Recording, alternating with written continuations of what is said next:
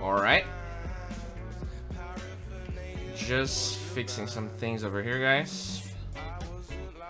What's up, Serb? How are you doing? Can you hear me? Yeah, I feel like you can hear me.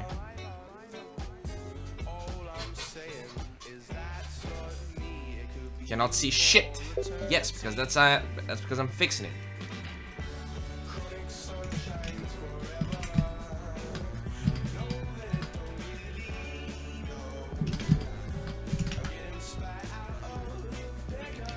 Can you guys type NP on Twitch chat for me, please? Not sure if there's anyone on Twitch chat, but if you are there, typing NP really helps. What's up, Vitesh more? Oh, speaking of RTZ, there you go. That's a kill.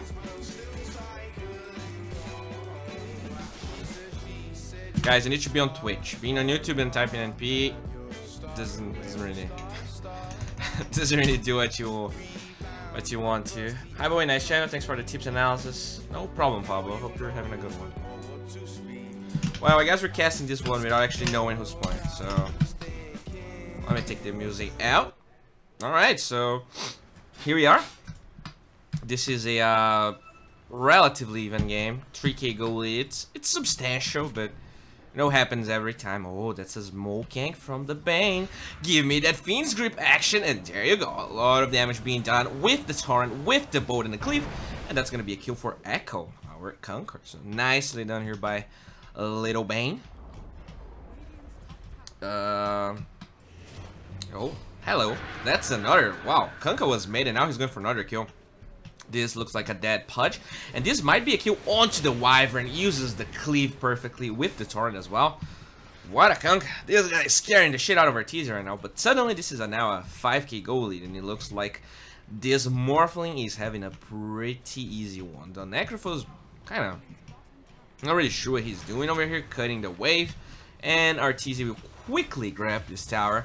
Nicely done. It looks like somewhere else the Bane again killed the Pugna. So this game is getting out of hand so fast, and it looks like they're going to find. Oh wait, maybe the Invoker can get out. Oh, he actually has Ghost Walk learned.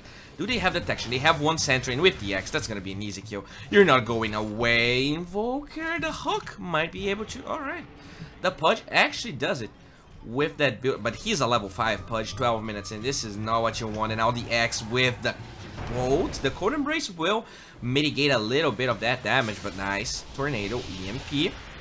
Oh, and the Hook to the high ground actually drains the mana from the Kunkka. He doesn't have a lot of it. Trying to ball it up. They will get a kill, and that's almost level 6 to the Pudge now. He's 5.5. The Koznap doing a lot of work here onto that Kunkka with the life drain. This seems to be a throw. Oh, that's the turnaround they were needing. Nice Tombstone here, but this Undying is dead. The right clicks from the Pugna will seal the deal, and that's also a Tombstone for Radiant. So that's not too shabby. The Pugna now gets himself an Undying.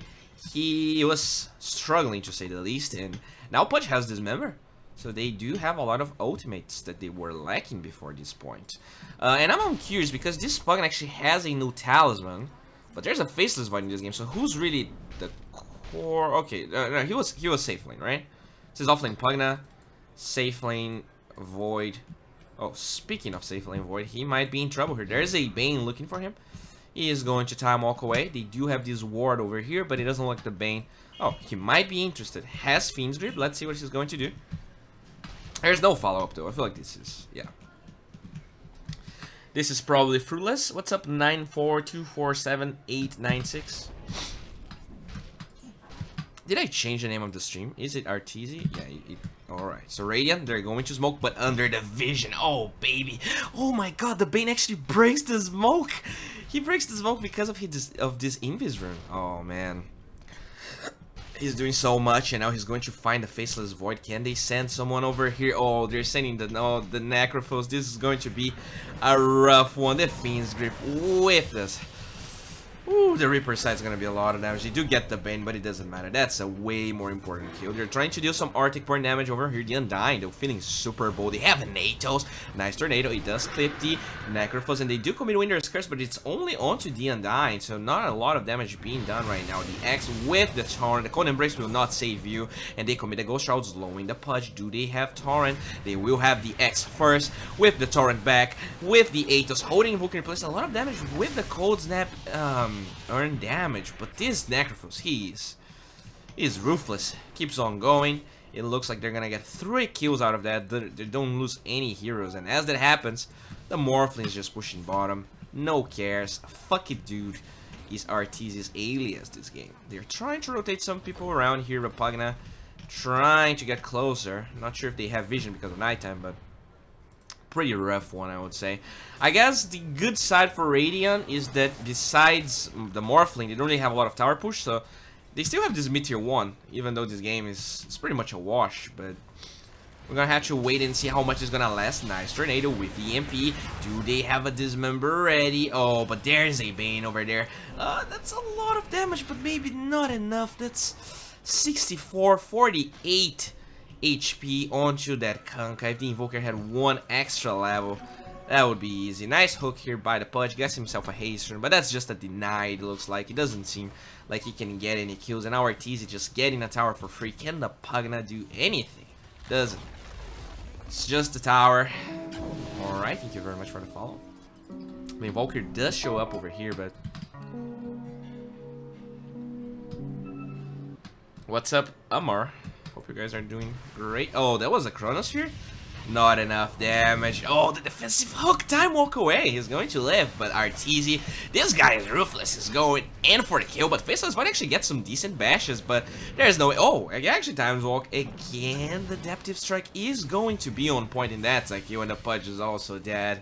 Or Radiant. You cannot catch a break. Arteezy is just owning this game right now. Well, here in the mid lane, we do see the Undying rotating. He's actually quite healthy, and that's a Shadow Blade onto the Kanka. He even has the cosmetic to get along the item, but it doesn't look like he's going to find an opening right now. Does review the item. Radiant Courier dies. Whew, not really sure they can do anything against this. The Morphling is just so farm right now. 9.8k net worth. He also has the Lincolns with the Ghost Scepter on top of it. I mean, the Invoker is level 13. He's not doing bad, but it doesn't look like he's strong enough. He doesn't have any follow-up. Oh, there's actually a Ghost Scepter onto that Bane. No, that's actually the correct. I'm sorry. Winter's Curse onto the Undying, allowing them to hook Kanka into their tier 2. But the Tombstone's gonna be there. They have a lot of damage, and the boat's gonna fly out onto Pudge's face, and he will most likely dead. There is Cold Embrace saving him. He's actually quite thick, so that Cold Embrace heals him for quite a bit of damage, and the hook again to the tier 2. Can they get the kill onto the Undying? He is very, very tanky. With that heal from the Necrophos, might survive for a little bit. The Urn with the Arctic Burn. Do they have what it takes? They do have it, but now Kanka's gonna get a clip, and that's a kill. Double key, killing spree for him, but he might die here. The Urn is taking him down. Another clip, not enough damage, and he will fall. So that's actually, this Invoker is 0, 1, and 9. So he's participating in so many kills, but he just doesn't get any kills. Which is crazy. Time walk forward with the Mask of Madness for Staff away. Time dilation is applied, so Necrophos is actually really slow, but he is going to be able to withstand that. And again, even when they get some kills, just looks like the Morphling is getting every objective possible. He's just killing on a level that is getting out of hand. Faceless Void, he's going for the Shadow Blade, but he's so poor compared to Arthur. I'm not sure it's going to matter. Well, he has 32 armor on that Morphling. This guy is a thick boy. Oh, the hook! They have vision! They break the Lincolns with the Arctic Burn. Can they get this kill? They do have Chronosphere. I'm not sure they want to use it. They're gonna be forced to, maybe. Oh, alright, they're gonna get the kill. It's actually the Pugner that seals the deal. Alright. Arteezy farming under the guise of an Observer Ward, and dies as I praise him. He feeds. That's the caster curse right there. Arteezy Smurf. That's an Arteezy Smurf, yes. Oop, the Torrent with the boat. That's a lot of damage, but still not enough. Alright, can they get this kill? The Kunk is waiting for a cleave, maybe? Doesn't really find it. Nice try, though. Oh, Faceless Void has the Chronosphere we talked about. RTZ is dead, so this is a nice time to fight because there's not going to be any follow-up. But it doesn't look like you're going to find anything. The Pudge, waiting for the 20-minute mark. Would like to get these rune over here. I'm not sure he has the... Oh, hello, Pudge. Wait, what? Oh, what the fuck? This just buys back randomly. He was about to respawn. Well, all right. Sure.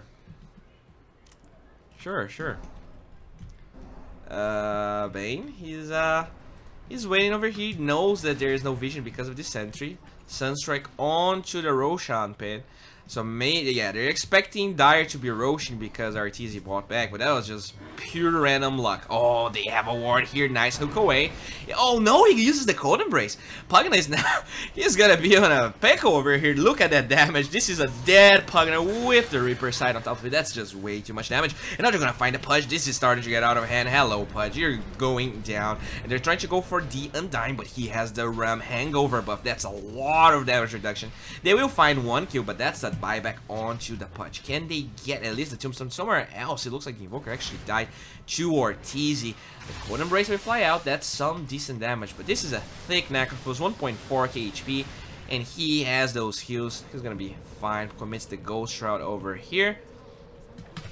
Oh, Dismember. They will find a Kunkka. That's 600 gold going towards that Pudge.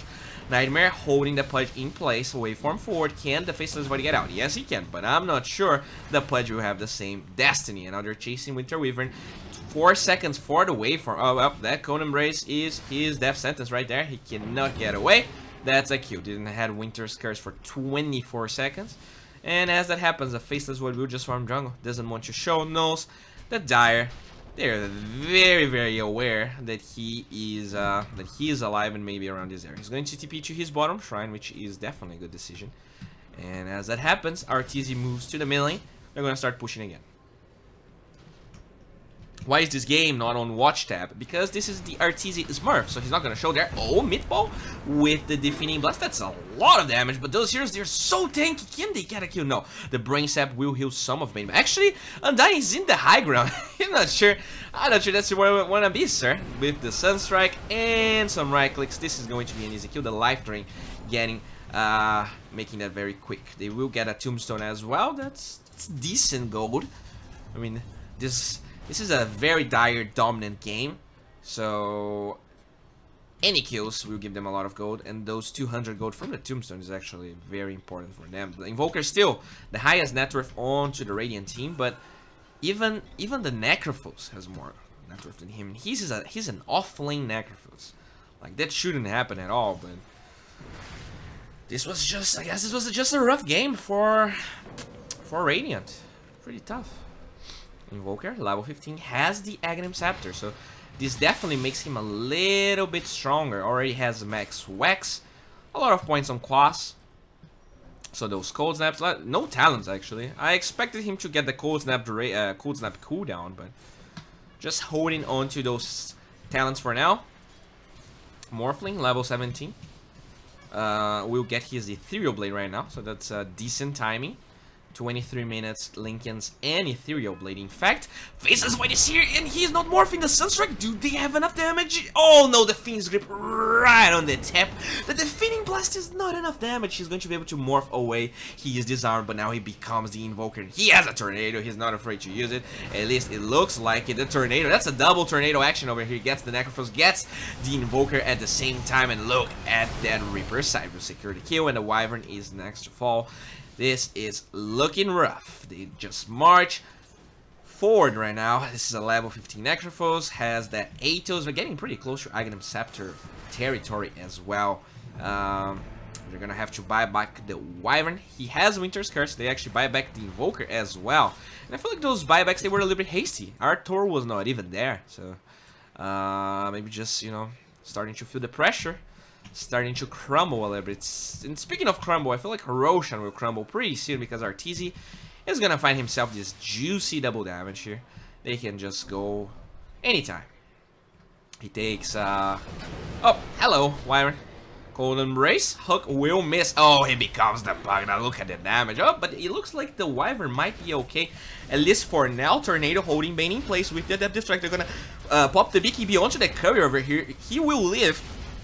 Hey, on this counter, the Pugna waveform will find a punch. So that's one tombstone laid down. And now, oh, the Kunkka will find that Pugna. And there's no way on this now. I feel like we're more than that. Actually, the Crapify binds sometime with the Defeating Blast disarming the Kunkka. Life Drain is here, but Arteezy, this bad boy, will seal the deal in one quick sweep. And I feel like they're gonna get the tier 2 very, very fast. They just march forward right now with that Arthur Water Boy. Alright, double damage onto the Kunkka, level 18, Crystal is on top of it. And, I mean, Faceless Void is forming the Ancients over here, not really sure what he can do.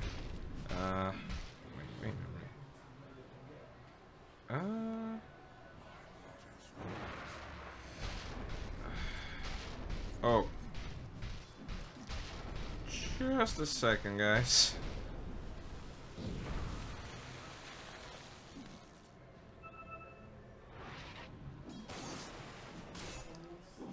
Alright. Okay, so that's a Fiend's Grip. Nice Winter's Curse, but that's just the Bane and the Undying. I'm not sure really have a lot of kill potential. Arteezy actually becomes the Undying. He's going to waveform away. The Nether Ward is doing a lot of work. Cold Embrace onto the Pudge. This will save him for now, but he is most likely that those zombies are slowing him down quite a bit. And Arteezy still in Morphling form just gets it done. And yep, this game just starts. This game is just rough, man. I'm not even sure if they can win this. I mean, Invoker is a great late game hero. They have Invoker Faceless Void, which is arguably one of the strongest late game combinations ever. Nice. Taunt gives vision for the X. The boat will be there, actually clips the Wyvern, but the Cold Embrace just buys time for the inevitable. Again, this is going to be a wicked streak for the offlane Necrophos. Mid lane, we do see the Pugna. Oh, this is Roche. They get a kill, they get Roshan at the same time. Arteezy is just manhandling Radiant right now. Alright. Center's gonna get taken down. Move the cam down a little bit. Oh, sorry.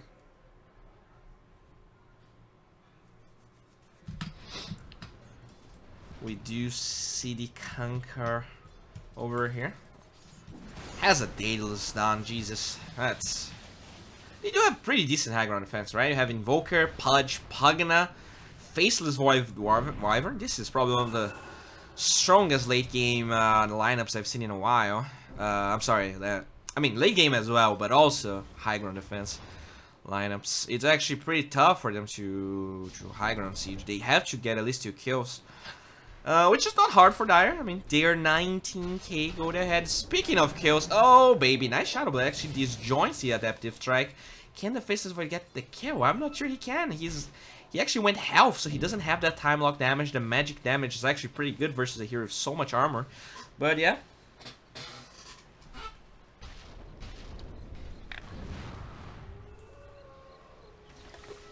What's up, Breaker Legs? Hope you're having a good one. Bottom lane. Oh, that's a smoke.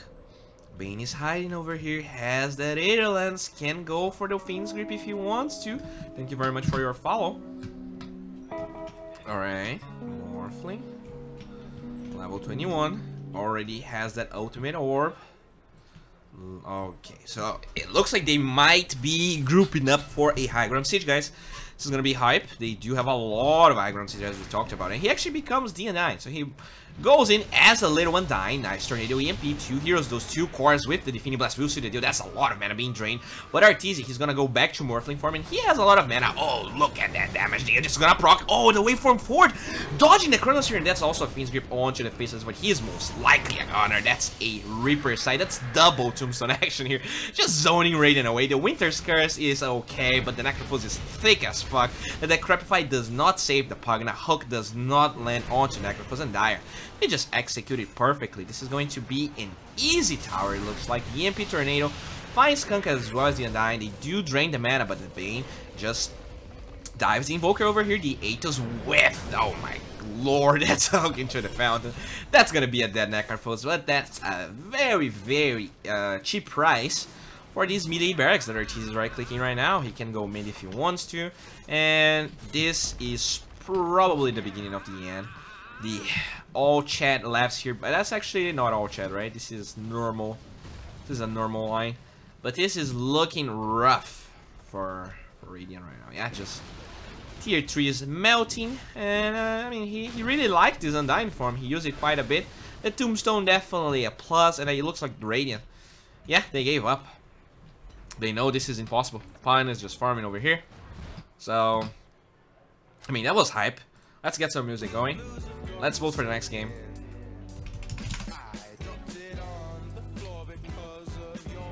So, what should it cost?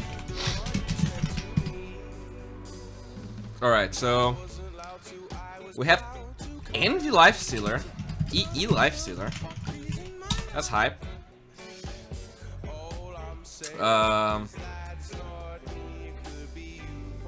We can wait for another TZ game, I guess. I'm not sure if the song is still out, guys.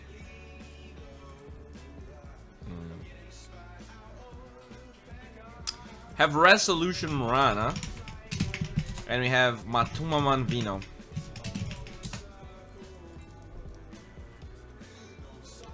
He just started a new game.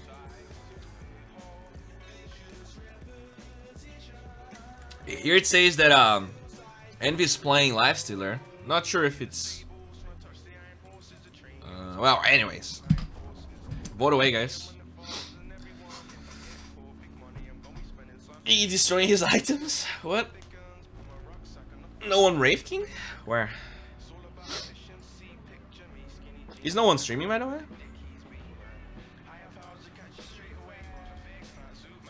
Oh, he's actually playing Weaver. You're right. Huh. Oh, it looks like 7med's playing Enigma as well. Oh, a lot of new games. Feels bad. Envy destroy his items. What's up, Alex Mercer? Hope you're having a good one. Alright, so we're gonna be casting Eternal Envy here. Fnatic, Eternal Envy, Viva. As always, guys, I really appreciate if you can type NP when the game starts, so I can identify the players.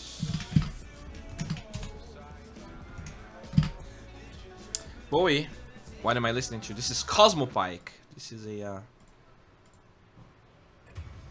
I'm not sure where he is from, but he looks like an American guy. Just a second. I need a... Alright, so if you guys can type NP when the game starts, really appreciate it. Thank you very much for your follow. Uncalibrated. Oh. Okay, okay, the 9 MMR body is drunk. Doom will pause the game. He's from South London. Okay, so we have... Okay, I don't know any of those players, so I'm not gonna... Well, I guess I'm gonna add them. So the Morphling... Rusman. Necro. Face Hugger. Pangolier. Nay. Sydney. Who the hell are those guys? And Enigma is Avil. Lifestealer, I'm sorry, Reaver is...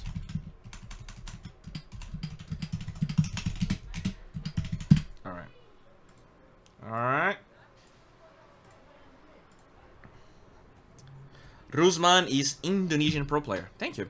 Oh, top lane. This is going to be a kill to that Pangolier, and it looks like the CM will die for that. That's a very bold dive by little CM, and now Envy. He wants to man up. He has time lapse already. He's not afraid. Whereas the right clicks. The Ice Armor is actually proving to be pretty pesky. He needs to be careful here. There's no mana onto that Pudge, but what are you doing, Envy? This is not where you want to be, and he's trying to lure them outside of tower range, but Envy, what is going on here? What is happening? He's gonna get right-click down by the tower. He's actually cutting the wave right now. At the same time, it looks like the Necrophos ends up dying, and he just wants that Lich so much. But he will TP to the Shrine.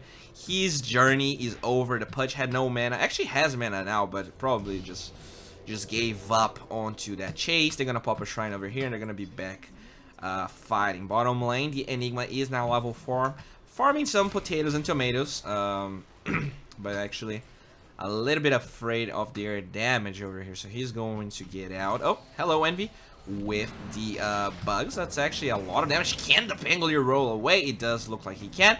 At the same time though, the tower will be right clicked out by Kazami Kazuki, the Weaver. Bottom lane, the Doom is, you know, just creating a lot of space, a lot of pings over here. Morphling is angry at this Enigma. It looks like this is a support Enigma. Is this a support Enigma or support Doom? It looks like a support Enigma because this Doom is actually rather farmed, so unless he got first blood or something. Well, I don't know. The Weaver is just farming for now. It does look like the Timbersaw is having an okay game. Let's check the net worth over here. He's pretty much tied up to that Necrophos. Whirling Death's gonna be applied. The Chakram is actually being held by the Timbersaw. You cannot spell weeb without E. You're correct, Chakram, with the Whirling Death, but the Timbersaw, he knows that it's actually quite dangerous to be close to that Necrophos. We'll commit the Chakram. We'll commit a lot of extra damage over here, but both heroes are so sustainable. There's no way they can get any kills unless someone misplays pretty hard. The Pangolier has the ice armor on him, taunts Eternal Envy a little bit. And yeah, this game is actually quite slow, you know, with that dual lane. The Doom's actually level 4, so no Doom. So there's no Black Hole. They're just farming. The Morphling is level 5. He oh, nice hook, but gets sidestepped nicely by the Doom. Inferno Blade is going to be applied with the Hadouken, but Morphling is actually, he has a lot of HP right now. Weaver pushing this lane quite hard, actually. This is already a 2k goal lead. The ice armor is going to be applied. Oh. Pudge actually dies here. The CM, of all people, gets the kill. Inferno Blade with the Hadouken. Morphling needs to morph even more. Already has 43 extra. Oh god. Oh guys. My mic sometimes just fails randomly. Not sure if there were any loud noises, but I apologize for that. The Shukuchi here on the Weaver. Oh, middle lane. This is a lane where no kills will ever happen. Pudge trying to chase the CM has hook on cooldown, so it's going to be a kill. The applause flies out. Okay by the CM. Doesn't really seem happy with what happened. Oh, actually, the Morphling becomes the Doom, commits the Hadouken and the Inferno Blade. He's trying to morph away. That Midnight Pulse, though, you need to be careful. He's going to get out. Actually, eats a creep on the way. Inferno Blade with the second Hadouken becomes the Morphling once again. That's a Poggers moment right there. The Indonesian player gets the kill, and now it looks like somehow Enigma will die as well. So Eternal Envy teammates just throwing the game more than he is throwing the game. The Rolling Thunder away from the Pango will allow the Pangolier to survive, but Eternal Envy being very dominant here in the top lane. Level 9 against the level 7 Pango. Definitely showing that he's doing his own homework right, getting a lot of denies. This mid lane, still very awkward. I mean, no kills whatsoever. It's just Timbersaw versus Necrophos. Oh, there's actually an Atos over here, but there's no way you're gonna get this kill. 51 HP region second. There's no way. Just no way. Bottom lane, CM is level 5. Commits the Frostbite onto the range creep over here. Very greedy Crystal Maiden. 2 points in Crystal Nova. That's how you play the new CM. And now bottom lane, Pudge will commit a TP. The Atos, and they seal the deal. Eternal Envy. You're gonna go back to the fountain. Alright. Very aggressive plays. Gets punished. The Hadouken flying out here. There is Doom available for the offlaner, but still didn't really care about committing it mid lane. We do see a hook, and that's actually the Timbersaw with the Dismember. Do they finally have enough damage? They're trying, but the... Oh no, the Atos comes a little bit late, and the Timbersaw is just getting beaten by those golems. Yeah, Team Rush actually goes bottom. He does not care. The Doom dies in the process. They're gonna TP the Lich over here, and it looks like the Pangolier actually got a kill onto the Doom. The skill was not even used, and it looks like everyone's just overextending a little bit. Now the Enigma, he is in a very awkward spot right now. They placed this aggressive ward, so if he gets lucky, he can get a pretty juicy. Although the Atos holding Eternal Envy in place, but they don't know where he is. They only have a ward, no detection. So with that Sukuchi, it's gonna be fine. Pudge is level 7. Alright, that's actually an Invis. That's actually an Invis run onto the Enigma. He might be able to. Huh. Does not care. Does not care about that at all. They're gonna lay it out a sentry. They will find this mid sentry over here. And look at Eternal Envy diving the tier 2s once again. He just wants to be as aggressive as possible. Alright, the bugs are gonna be laid out. Can he get this kill? It doesn't look like that's the case at all. Thank you for the follow. Oh, the Lich shows up. The Frost Blast is gonna be there. Oh, time lapse will be used. Mid lane though. They're gonna find themselves a Crystal Maiden once again. So this Pudge being a part of a lot of kills here, 2, 2, and 4. Somehow the Morphling dies in the bottom lane. This might be the Doom usage. Yes, and that's gonna be a tower as well. The drums already completed onto the Enigma, onto the Doom, and the Enigma. Not really sure what he's going for. Has Arcane Boots. Might be getting a mechanism. We don't know. Now the Lich trying to get map control over this area. Gets the sentry going with the ward on top of it. And just look at the dire vision over here. We have this aggressive ward and this one and this one. Very deep line onto the Radiant territory, allowing every dire hero to play as aggressive as we're seeing. I mean, some heroes do die in the process, but they are 2k gold ahead. I feel like they do not mind dying if they can pressure all those heroes quite a bit. You know, Morphling, you want to pressure the hero as much as possible. The Swashbuckle gonna be committed mid lane. Still kind of a stalemate here between the Timbersaw and the Necrophos. Alright, they're gonna find themselves an Arcane rune here. It's actually onto... Wait, what?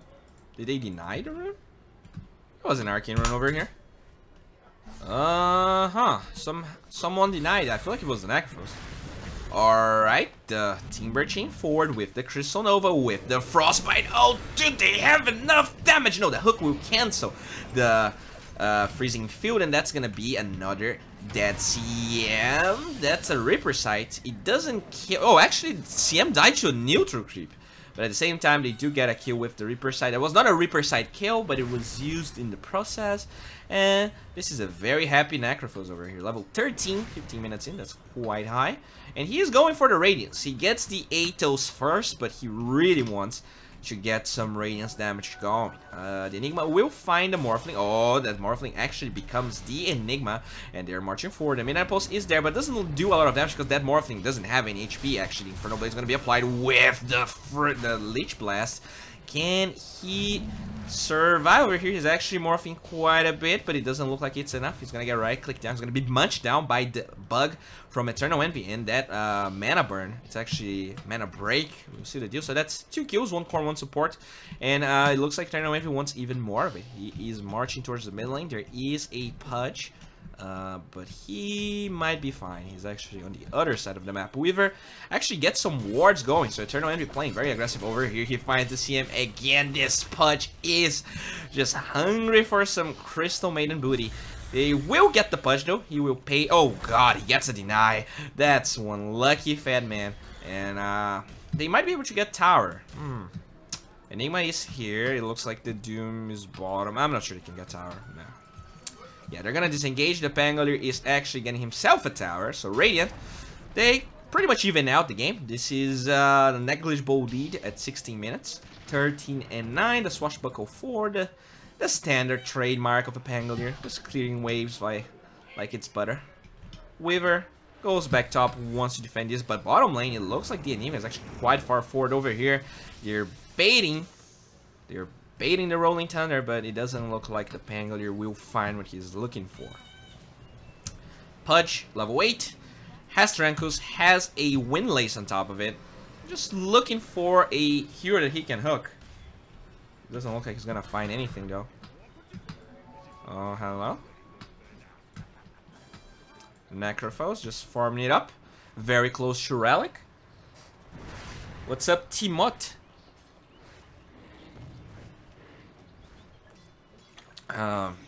Alright, this is a huge commitment by Radiant. They're gonna smoke up. The hook will not find the Timber Saw. And the Rolling Thunder. That's one awkward Rolling Thunder. The Timber Chain will get cancelled. Waveform forward. A lot of damage in the second Rolling Thunder with the Adaptive Strike. They're trying to buy time and the Timber Saw will survive.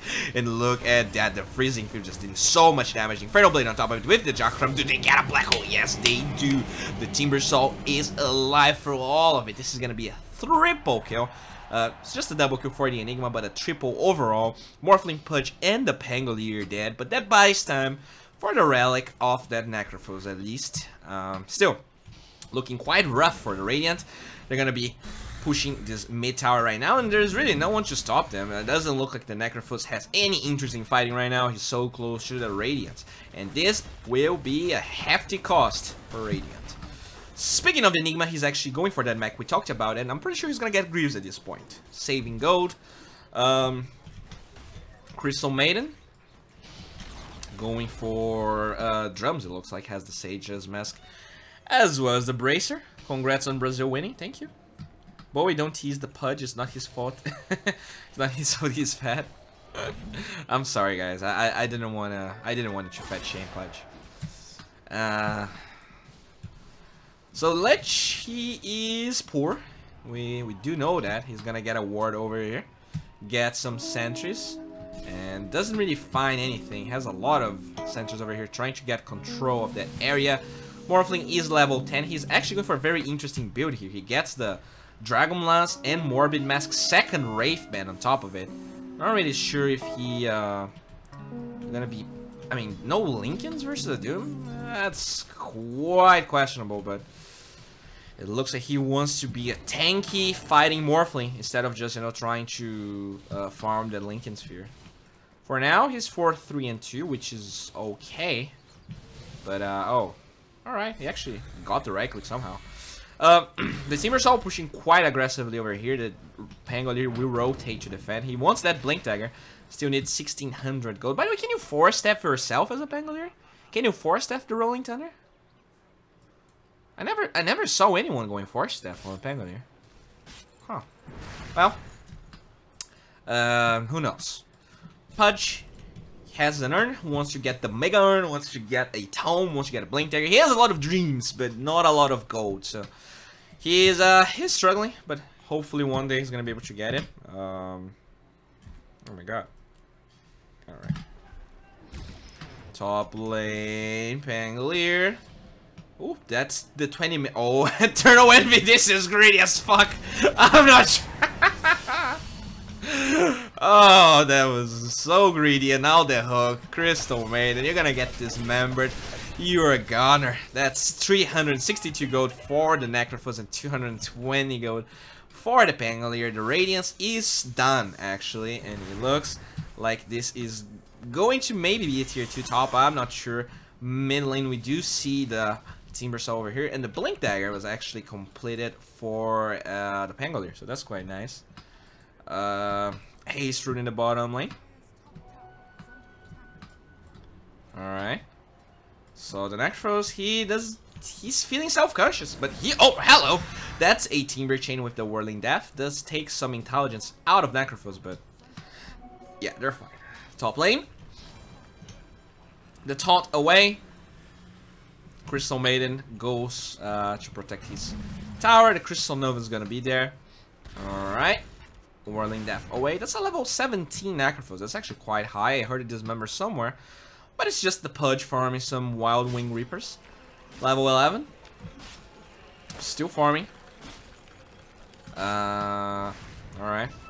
Oh, I heard it Doom somewhere, and there you go. That's gonna be a... oh my god, that's a Black Hole on top of it all. So that's going to be a gone. Necrophos, the Rolling Thunder, though, looking for the Enigma. They even commit the Lich out over here, and with the Swashbuckle, they have more than enough damage. So they do get a Necrophos. That was actually quite the juicy kill, but they're gonna turn around with the Chakram and Whirling Death. But with the Dismember onto the Timber, so I'm not sure he's tanky enough. He's trying to. He has Scepter if he wants to get it. That's a double stomp stolen by the Morphling. The Whirling Death away. Somehow he survives. He's still alive. Did you get the Infernal Blade? Goodbye. This is a double kill for Kazami Kazuki, and now the Weaver is still chasing for the Morphling. He's going to be able to waveform away. Doesn't have any mana though, and oh, that's a hungry Weaver. The Bugs actually gets laid out. I'm not sure this is really what you want to do, but they're going for it. Doesn't have Diffusal Blade, so they don't really have any forms of slow. Yeah, this doesn't look like a great play at Eternal Envy. They're trying to get the tower, but at the same time, they're actually TPing the Necrophos over here to blink out from the Doom. Necrophos is looking for something, but he's not gonna find anything. They're going to TP the Pudge over here. Does not have vision of that Doom. Oh, alright, that's a kill. They're gonna pop a smoke at the same time. Hello! Morphling wants to get that CM. Oh, the hook will miss, but the Adaptive Strike is probably enough to get the kill. He actually has to dive a little bit more for it. The CM is actually running towards the tower, and they will finally get a kill. This game is a clown fiesta, and now they're going for the Rolling Thunder. Blink. Nicely done. Enigma, can he get out of this situation? The Midnight Pulse is doing some decent damage, and the Eidolons are actually quite tanky. Oh no, he actually hooks the Pangolier, but it doesn't matter. This is gonna be kill anyways. It's actually the Necrophos that gets the credit of it. And he's level 18, has the level 3 Reaper Sight. Quite tanky indeed. You're gonna TP someone to the bottom lane. Oh, Dismember. This is just, thank you very much for the follow, by the way. Alright, the Weaver is just farming some golems. Level 16 Weaver. Wants to get a BKB now. Already has the Maelstrom.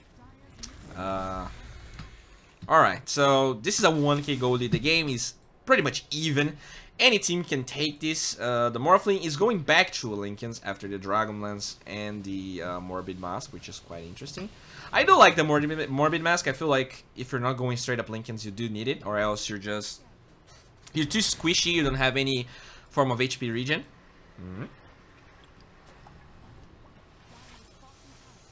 Dire.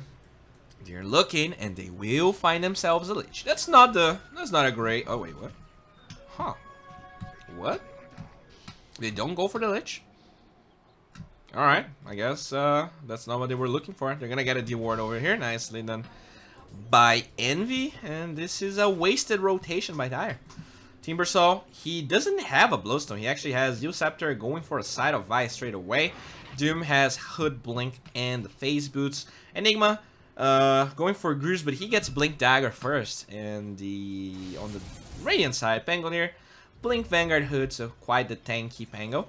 Pudge with the Mega Urn, just needs the recipe.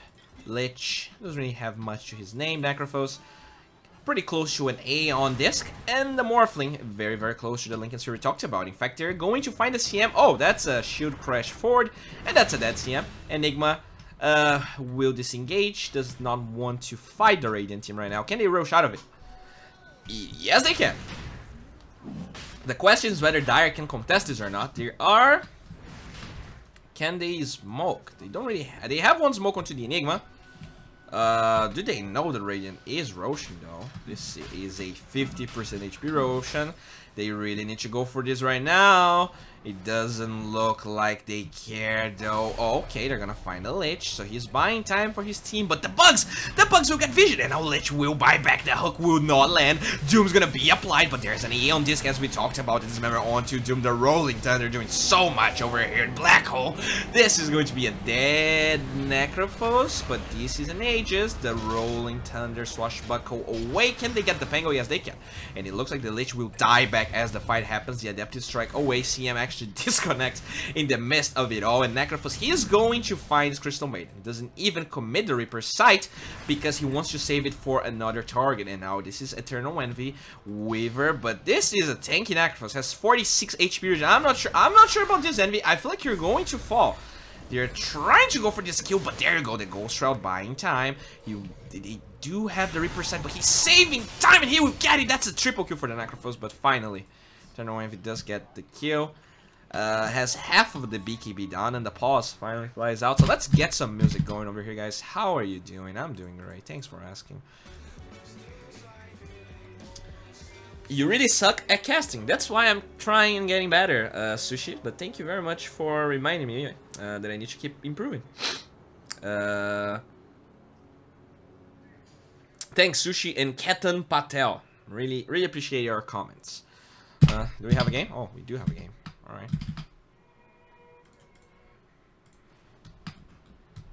right. Chasto Games in 96 AVI. Thanks for watching. Why do people come here to be toxic? Oh, because they don't have anything better to do with their lives. So instead of trying to, you know, pursue casting or trying to get better at something, they just have free time that they use to do stuff like that. That's probably why. On the top lane, we do have the Lich getting a Glimmer Key, but it's gonna take a while until he has it. The Morphling already has the Lincolns we talked about. I feel like he died in that fight, but I'm not too sure. The Necrophos got a triple kill but died, so there's no Aegis on the Radiant side anymore. There's also no Black Hole for 80 seconds. Oh, that's a dead Timbersaw at the same time a dead Lich somewhere else. So a lot of fighting going on.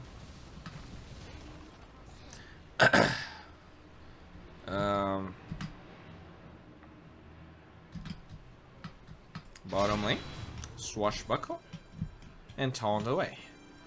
Pangolier just, you know, just owning. It's 3, 5, and 6, so I guess owning is a strong word, but they did create a lot of space for this Necrophos. Now he has Blink Dagger, Aetos, Radiance, Aeon Disc. This guy is thick. Blinks out, actually turns the Radiance off, so maybe waiting for someone to show up. Is waiting, but it doesn't look like he's going to find anyone. Here we do see the Doom actually guarding this regeneration rune. Not sure who needs it though. This guy's a gunner. This guy is a mega gunner. Oh. Alright, Enigma playing very safe. Mid lane. Morphling is level 17, has a Hurricane Pike. So interesting item decisions. It is pretty good versus the Weaver. And the Doom, actually. Your voice is too low, man. Maybe the game is too loud. Alright. So this is a very slow game now. It was so high octane. We had 42 kills in 29 minutes, but now it looks like everyone's just farming. We don't have a Roshan for 4 minutes. We don't have a respawn counter for 4 minutes. Envy is level 21. He's actually getting pretty close to the Necrophos in terms of net worth. The Necrophos. I'm not really sure where he's going next. But he is quite farmed indeed. Don't listen to him. Your voice is fine. I don't know, man. Chat can be helpful, but troll as well. Chakra will fly out. So, I mean, I guess we can check the talents. The Morphling did get the Morph Duration. The Necrophos went for the Death Pulse heal as well as the Magic Resistance. Magic Resistance is quite nice here. Although a lot of the damage is pure, right? Timbersaw is pure. The Doom is pure. The Midnight Pulse is pure as well as the Black Hole is pure, so... I mean, what's the other option? The other option is attack speed, which is arguably not great. I mean, you do have a Radiance, right? I don't know. I feel like the attack speed might be better. There's not a lot of magic damage on Dire. Oh, hello. That's a invisibility on the Doom. Looking for something. They actually knew about him because... Oh, hello. Oh, no, Doom. This is going to be a kill. The Reaper side just buys time. They do seal the deal with Necrophos anyways. But it was not a Reaper side kill. It looks like they want to get the Enigma over here, but he has been quite pesky. He gets level 15. He gets the GPM talent. I really like it. As a support Enigma, the GPM talent is quite nice because you want to buy items. You know, you want that BKB. And now a pause. So I guess we're back at listening to music.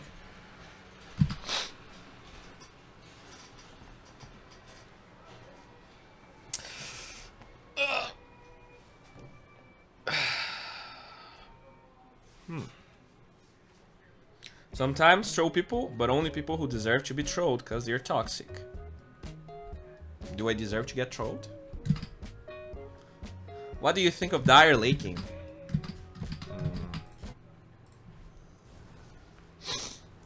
I would say Radiant's late game is better. I don't have Necrophos, so any late game Necrophos kills are actually quite impactful. You have Morphling. I feel like Morphling just kills way better than the Weaver. Oh, Timber. So actually looking for someone, but at the same time they're actually looking for you. It does look like the Necrophos will TP out, and the Curry taking some damage over here. Oh, Side of Ice onto the ledge. Can they get this kill going? The Scepter will buy time for the Enigma to show up. Chakram with the Whirling Death. That's quite the fast Lich. Has the move speed talent as well. The Timber Chain off the mark, but they will seal the deal with the Whirling Death at the end. And that's quite a nice kill for Dire. The question is, will the Crystal Maiden get the mana cost reduction for the Timbersaw as well as the Weaver? 14% is not even that much, right? I feel like you get the GPM, honestly. And they have 2 GPM supports, Enigma as well as the CM, so they will ramp up in terms of net worth once CM gets to level 15, which is actually quite close. Do they have any GPMs on Radiant? They do have on Pudge, but it's a level 21. In fact, he's actually level 18, so he's gonna get it pretty soon anyways. The Lich does not have a GPM talent, the Rolling Thunder. Farm some Krepos, swashbuckle away, and this game suddenly became a farm fest, and I am not a fan of farm fests, you know, especially with those heroes. Like, I guess Morphling's a late game hero, but the other heroes, you know, I want to see them fighting. So what are we waiting for here? The Side of Ice was already competed on to the Timbersaw. The Doom is going for a BKB. He's actually quite close to it. I guess Doom has a GPM talent in a way because of the Devour bonus gold. So Dire, if this becomes the status quo for the game, I do feel like the Dire, they have the advantage in terms of net worth, not necessarily in terms of matchups or late game in general. But I mean, gold can offset normal matchup advantages. I do feel like they need a lot of code though, and that's it. The smoking from Radiant. They know that Eternal Envy is here. They break the Lincolns, but he's going to time lapse away.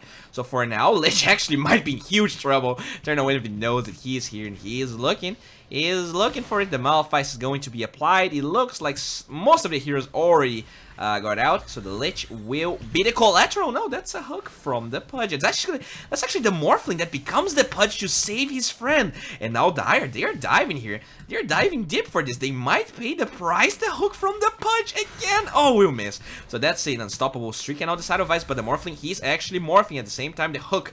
Jesus Christ, this is a chase if I've ever saw. That's a double Pudge action here.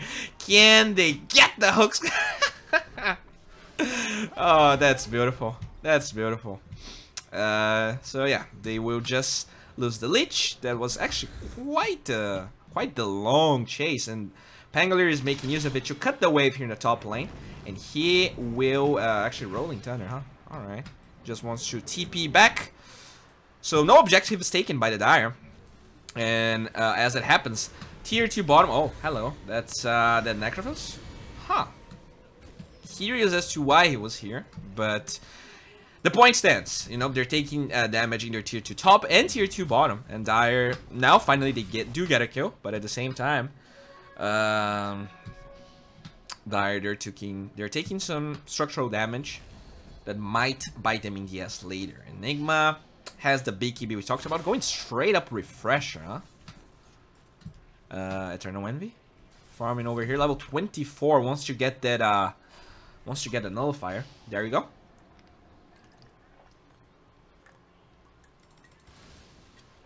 Ethereal Blade completed onto the Morphling. In fact, he becomes the Pudge once again. Why did he use it as a Pudge? He doesn't have the same stats, right? Oh, that hook. Wow. Wow. Huh. Oh. Alright, the Timber chain forward with the Side of Ice. It looks like that Morphling abandoned the other Pudge. This is going to be an easy kill.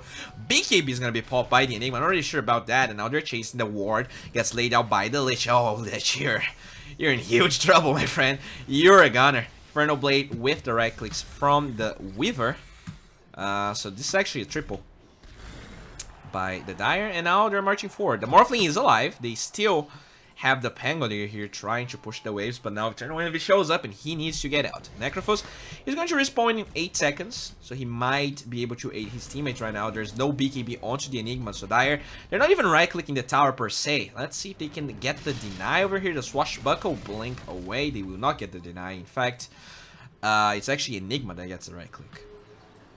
Roshan is up, and it looks like Dire. They're gonna go for it. Can Radiant contest this? He gets pinged out by the Pangolier. They actually have this ward over here that scouts it perfectly. Can they get there in time? They're TPing the Pangolier. The Necrophos is marching forward. Has Blink Dagger. Has, he's going for a Dagon. The Rolling Thunder gets stalled, and he is going for it. Oh, wait, what? What? He didn't blink forward. What is happening? Oh, can he steal the Aegis? He's trying! He steals the Aegis with the Black Hole, but it doesn't matter. He already steals the Aegis. I'm not sure if the cheese was picked up by him. Doom onto the Morphling. He's Morphling, though. He's actually quite strong. Swashbuckle with the ult, with the... They're gonna pop the Shrine at the same time. The Midnight Pot's gonna be laid out. The Morphling will die for it, and it looks like he's the only kill for now, besides the Aegis proc that we saw. Timber Chain forward looking for the hero. They don't find it, and it looks like that's the end of the engagement. That's a CM for Lich plus Morphling, but they do steal the Aegis in the process, but they lose the Aegis. I'm not sure who has the advantage. I mean, this is fine for Dire. No, this is not great. This is like they might. Okay. Ghost Shroud's gonna be applied. They do have the Nullifier, but it's actually on cooldown. Now they actually commit the Nullifier right now with the Side of Ice. That's a Necrophos. Yeah, I feel like it doesn't matter. I feel like they're ahead enough. They're gonna be able to, you know, get more structures, because even though they steal the Aegis, they're gonna get a tier 2 over here. Malefice onto the Pangolier with the Silas. Yep. That's a hook, but he doesn't want to go for the Dismember. In fact, they're diving tier 4s right now. Mr. Pudge, I feel like you're dead. There's no buybacks on Raiden at all. They actually popped the BKB on the Doom. He's actually taking so much tier 4 damage. Already, is he dead? Okay, he's gonna blink out. Has that Scorch Earth going. Has the extra Hail. So he's gonna be fine. And Enigma, he wants to win the game, so he's right-clicking the buildings instead of diving tier 4s. And yeah, I don't know. This is actually looking pretty rough right now. That Weaver's just diving tier 4s. Has no fear. The cheese, who has the cheese? I'm not sure actually. The Pangolier does not have cheese. They might have eaten the cheese already. The Ice Blast is gonna be laid out. Lotus Orb does not reflect the Lich Blast, and they're trying. This is actually Frost Armor onto the tier 4, so it actually makes it quite hard for the Dire, but it will fade away. No Lich Armor onto the Melee Barracks actually. The Lich, he was trying to eat a creep there. Not sure if that's the right play. They do commit the Lich Armor now, so this is extra 10 armor onto the Melee Barracks, but everyone's dead. I'm not sure they can hold this. This is going to be an easy Melee Barracks for Eternal Envy, and the Timber Chain out. They're gone. Bottom lane, the Doom is trying to get this tier 2 bottom. Has double damage on him. Has BKB ready again, going for a Heaven's Halberd of all items.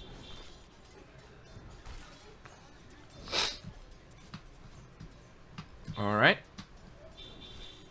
So, can they kill the Doom? It looks like everyone's going bottom. They might be able to. There's no blink onto the Pudge. He's going Eggs, actually. Not really sure about the Eggs, in all honesty. And the Doom actually disengages, so he doesn't see anyone. He's like, I'm not sure about staying here. Goodbye. Timbersaw waiting for the bounty rune at 40-minute mark. We do see Pangolier over here. Shield Crash. Has an Abyssal Blade, so he's quite farmed. Can always go for the Blink Abyssal into Swashbuckle, so that's like a 3-second stun if he does proc the Bash, which is always nice, but you know, I feel like they're gonna get a lot of bounties right now. Eternal Envy already setting up for the next one. Radiant, they will get this one. There's actually an even trade in terms of bounties, which is commendable, you know. This is a 20k gold lead for the Dire. 40 minutes, and they're gonna find themselves a double damage. So this is probably the best shot at fighting Radiant God in a while. They're trying to get the CM, but that's so much committed. That's a double black hole, and they have no means of canceling it out. They try to commit the Reaper's Sight, but this is, oh baby, that's a second black hole. This game is over. This game is mega over, guys. They tried to cancel the TP. That was actually a great TP by the Pangolier. Alright, this game is over, guys. let's look for something else. It was fun, but we're done. Didn't Bowie say that he would make a 1K MMR video? No, I said I was going to cast 1K MMR games.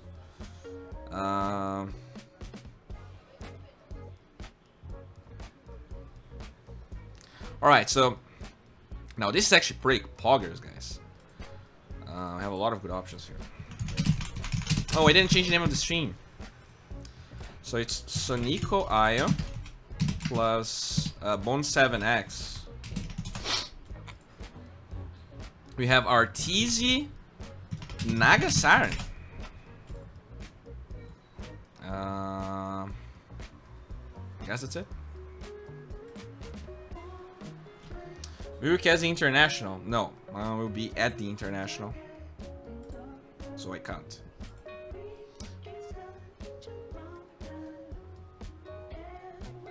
Watch until the end. Guys, this game is over. This game, there's no way.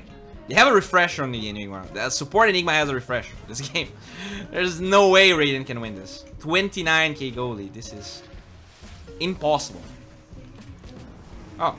0 armor teamers. Alright. I actually never thought about it, right? The Heart Piecer being so good against the Morphling. Alright. Huh. Yeah, but they got top barracks as well. Guys, if you want to vote, you have to be on YouTube. Do not vote on Twitch, okay? It makes no sense. I'm sorry, do not vote on YouTube. And if you want to, make some friends, drop by Twitch. It really helps your boy over here. It's always nice to have people watching on Twitch. So it looks like we're gonna be casting the Arteezy Naga. G Arteezy Nagasai. Alright. Yeah.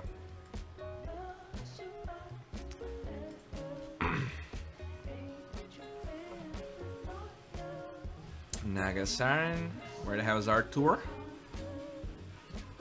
Okay.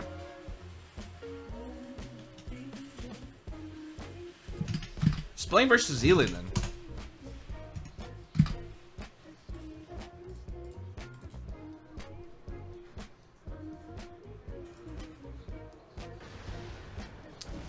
Alright, so okay, this seems like a wash anyways, but let's try and cast this.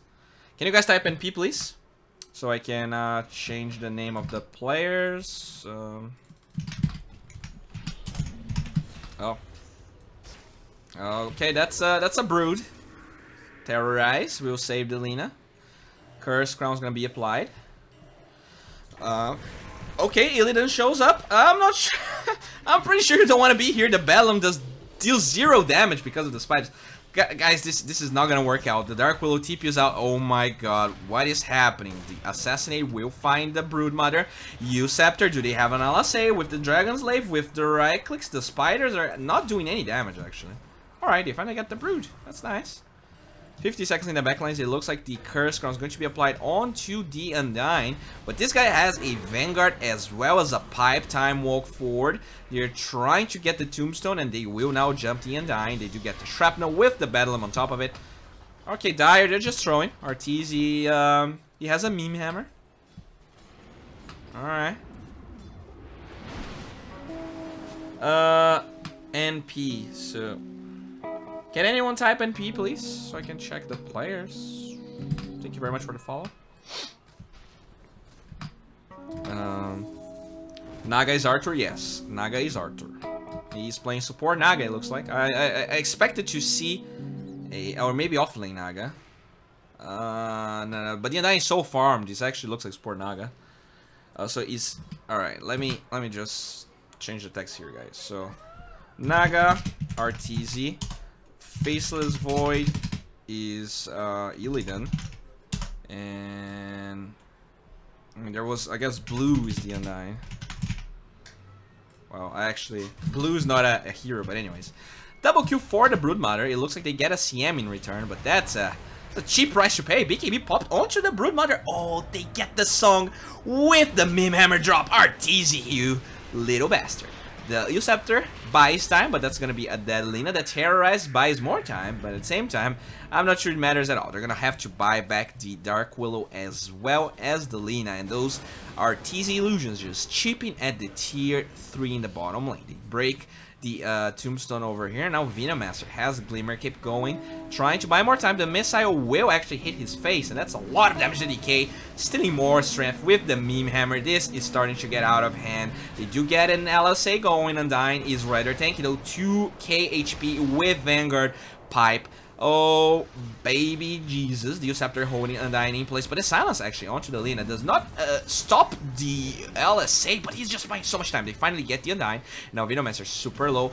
They do have a Glimmer Cape, so he's gonna be fine. BKB spot, but Broodmother has she's Chronosphere. This is going to be a double kill for the Dire, so it looks like even though Dire they had this huge advantage and they had the, you know, Broodmother super farmed, they're throwing a little bit. They're forcing this too much. And Radiant, you know, you have a Sniper, you have a Lina, you have a Faceless Void. This is actually quite the high ground defense. So the question is, do you farm Radiance on this Naga? What do? You know? Do you get an Aghanim Scepter to try and fight the Faceless Void? Oh, actually, Arteezy finds himself a double damage over here. There's a Bedlam Dark Willow on his tail, but he's gonna be fine. Just walks towards the mid lane. Blue Undying. This is the new hero, guys. It's gonna be announced at TI, but I'm giving it to you right now. Okay, the mirror image. I'm not sure you get this. I'm not sure you go for the skill. Glimmer Cape. They actually have vision because of the center, so they actually do find the Venemaster. That's a wasted Gale.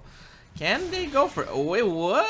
Poison Nova is gonna be used. It does hit Arteezy, so he needs to get out. He has Pipe though, so doesn't really take that much damage. The Assassinate will clip the Gyrocopter, and it looks like they want to go again. They do have a Catapult Wave, but they just died. This is really the play that you want to go for. They get a ward. No Sentry. No Sentry on the Radiant. They will pop the Glyph. That's a very low HP tower. The Sniper dies with absolutely no reason to die, but there's a Curler's Crown with the LSA Laguna Blade deals damage, but the Pipe mitigation is enough to save the poor Crystal Maiden. BKB onto the Gyrocopter is actually taking a lot of damage. The Broodmother pops her ult as well as the BKB, but the Sniper actually doing a lot of damage over here. They will be forced to disengage the Assassinate, just putting Gyrocopter in very dangerous territory, and they defend their melee barracks, although they lost tier 3, which means their shrines are open for yeah, they're gonna TP Undyne over here. They do get the shrine action. Arteezy, not really sure what he's going for. Maybe Blink Dagger. Willow second spell is magical, so why did the Tranquils on Arteezy went on cooldown?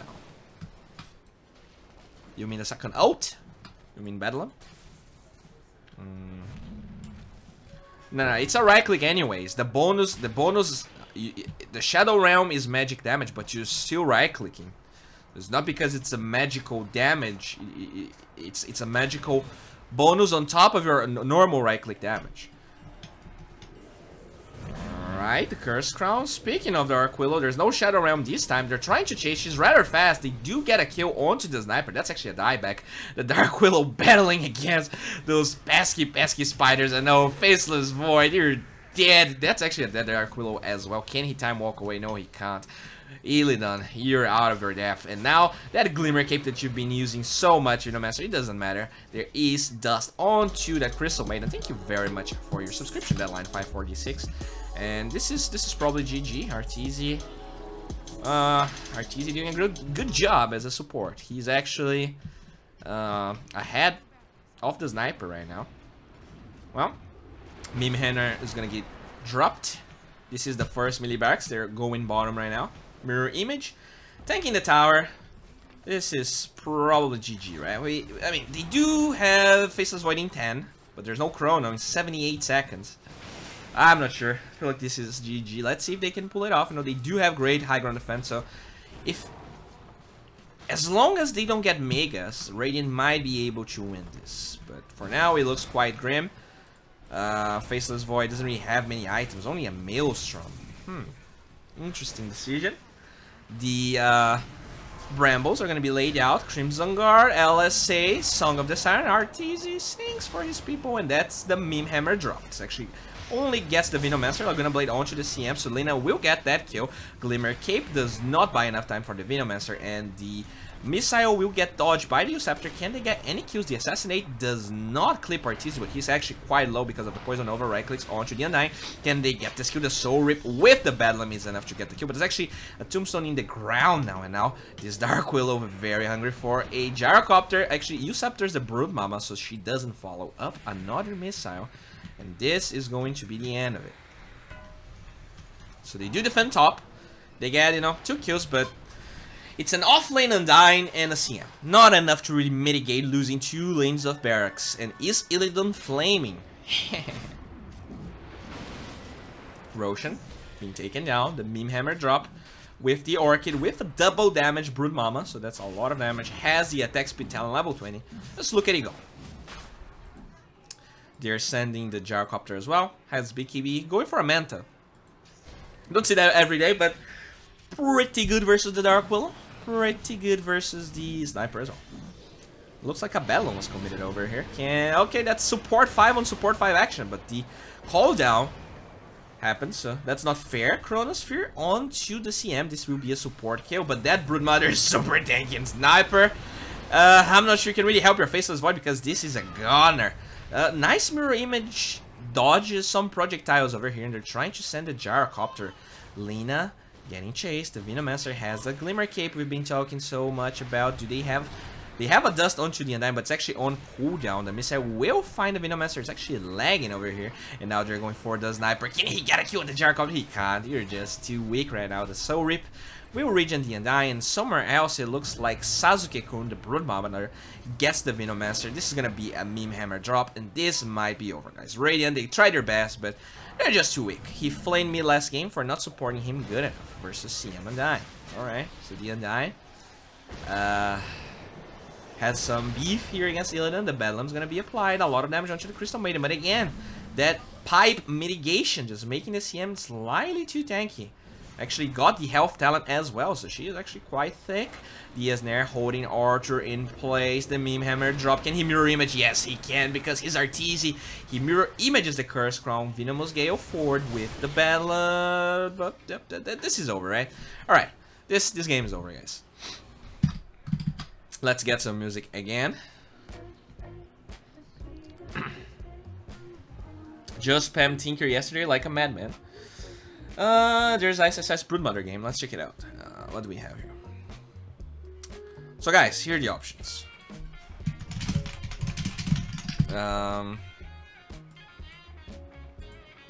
We have Arteezy. We don't know what he's gonna be playing next. We have Eternal Envy. We don't know what he's playing. We have 9 Pasha. We don't know what he's playing. There's a lot of nice games starting. That's cool. I really like when... And there's Resolution Juggernaut. That's actually... There's no one playing TA. And there's also Reso Juggernaut. So many... So... Okay, guys. So, if you want to vote, get out of YouTube. You know, drop by Twitch. Come on. Don't be a freaking prick. Reso Juggernaut. So many nice games. How to shift Q properly with Tinker. I don't feel like shift Q is that huge of a thing with Tinker, actually. Besides when you boots of travel somewhere and you want to blink out, like... You don't usually want to shift Q that much. Wait, what? Oh, my sound broke? Oh, dang.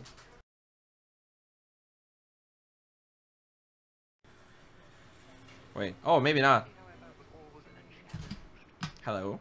Alright.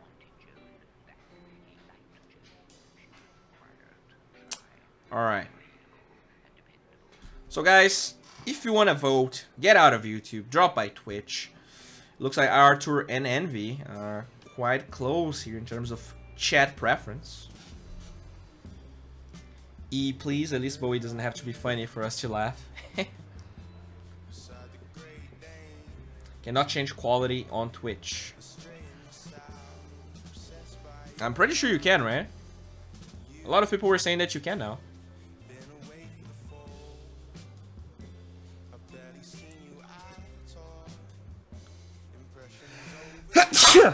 Alright.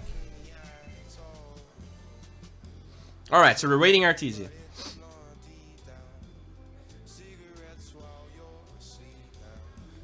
Yeah, we're waiting Artesia, but I'm going to be watching the TA game as we wait for Artesia, alright? That's what we're gonna do.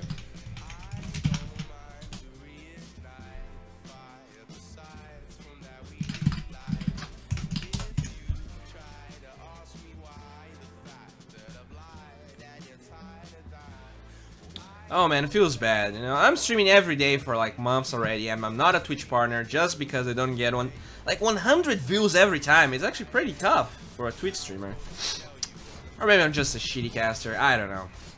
It's just, it annoys me. Like, the reason some people cannot watch is because you cannot change quality, and they want me to get more viewers, but you know, how am I gonna get more viewers if people are gonna watch it? Anyways. Feels fucking bad. It looks like they're going to win this game right now. Party horn. Oh, tiny. Toss play onto no one. Has ages though. Nice. Oh baby. Hello. Toss away. Huh. Shaker. Glyph. Where the hell is their techies? What's happening? Hello.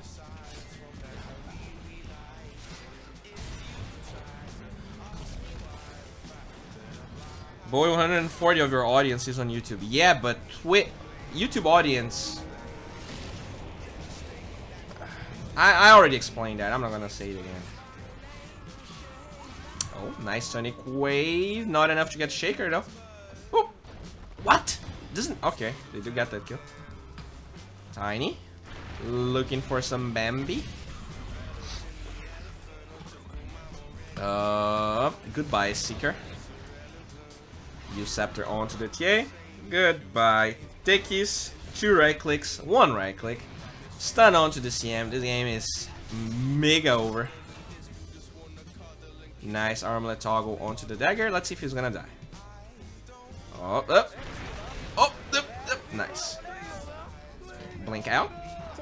They have vision though. Shrine.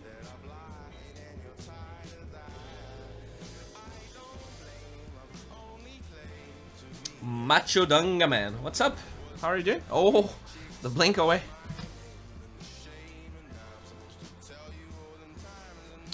Alright, so let's see if Artesia started playing already. Thank you very much for your follow. I really appreciate it. Alright, so this game is over. Let's watch Eternal Envy as we wait for Arthur. Eternal Envy, Queen of Pain. Thank you very much for the follow again. Is this safe lane Quap or is this mid lane Quap? Always getting more and more recognized. He was even mentioning Merlini's stream. Really? When? Huh. That's awesome. I never saw that. Oh, that's safe lane co-op. That's interesting. Artesia used to play a lot of safe lane co-op. He doesn't do it often, but I feel like that's an underrated, especially now that you know you have bounty runes close to the safe lane. I feel like co-op can be a decent safe laner. I came to Twitch just for you. Thank you, Amangoenka. Really appreciate it, man. I thought Klinks is already broken. He is a strong hero. Thank you very much for the follows, everyone.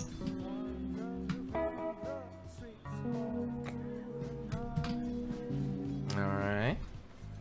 Let's check the CS over here. So many follows, guys. Really, thanks everyone. Really appreciate it. So Artesia still looking for a game. If Artesia doesn't, if he doesn't find a game, I can just cast this Eternal Envy game anyways. But I feel like he's gonna play more games, right? Hopefully he will. It's probably quite early in the US, so he's probably like he's not going to sleep, right? He might stop playing if they have like a scream or something.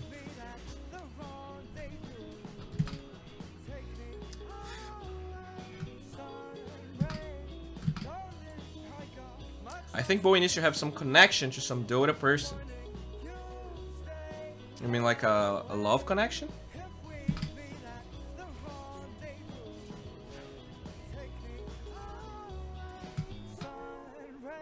OD Pixel. OD Pixel. OD Pixel. OD. How do you say pixel? OD Pixel? Pixel? Anyways. Is our coordinate a good hero for getting MMR?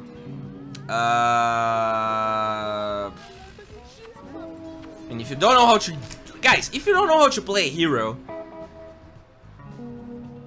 don't expect to pick the hero and get MMR. Like, it's gonna take so long for you to learn the hero that you would probably get more MMR playing something that you like. I don't understand this type of questions, actually.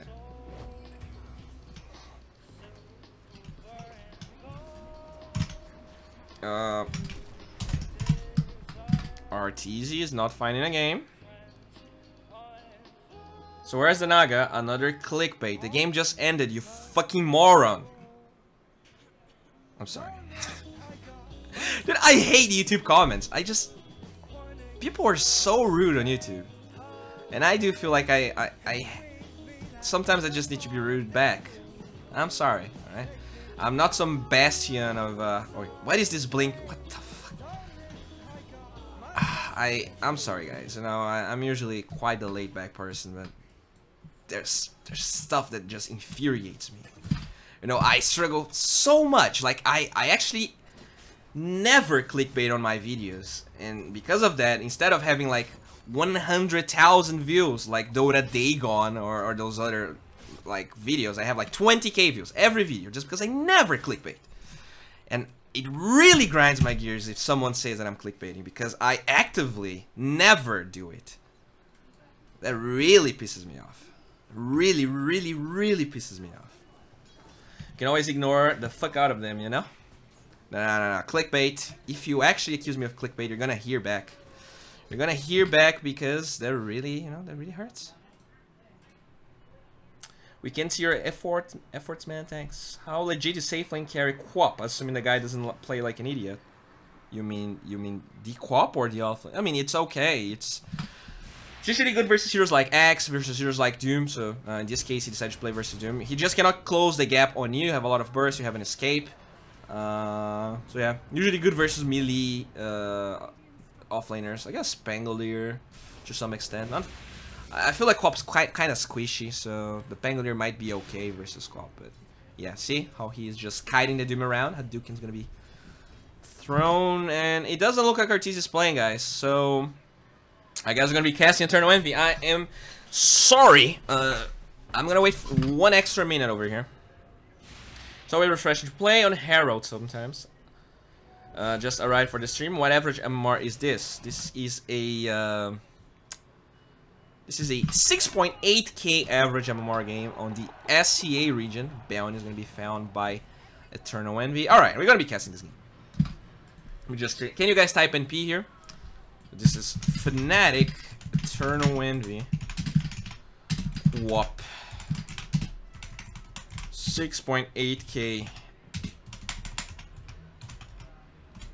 average game. Let's go. Just arrived. Wait, my chat broke. I'm not sure what's happening, guys. I'm not sure what's happening. Alright. I cannot read messages. We lost. Oh my god. RIP. Okay, so...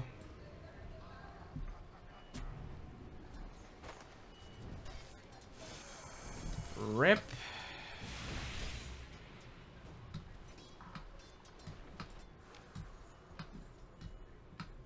Oh, Shackle Shot.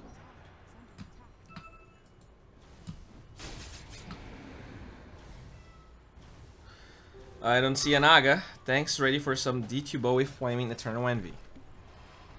How many HP region does Doom have? Not a lot, actually. Thank you for the follow. Guys, can someone type NP on Twitch chat for me? So I can change the name here, people. Guys, if you refresh the stream, you're gonna see there's no Naga Siren on the title anymore, and I will change the text over there. I just need to see the player. So it's what the, and alright, so not a lot of known players here. So Spectre, what the, and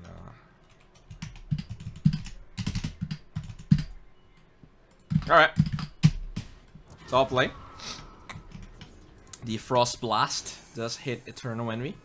He is level 4, so it's gonna take a while until the co-op is more farmed.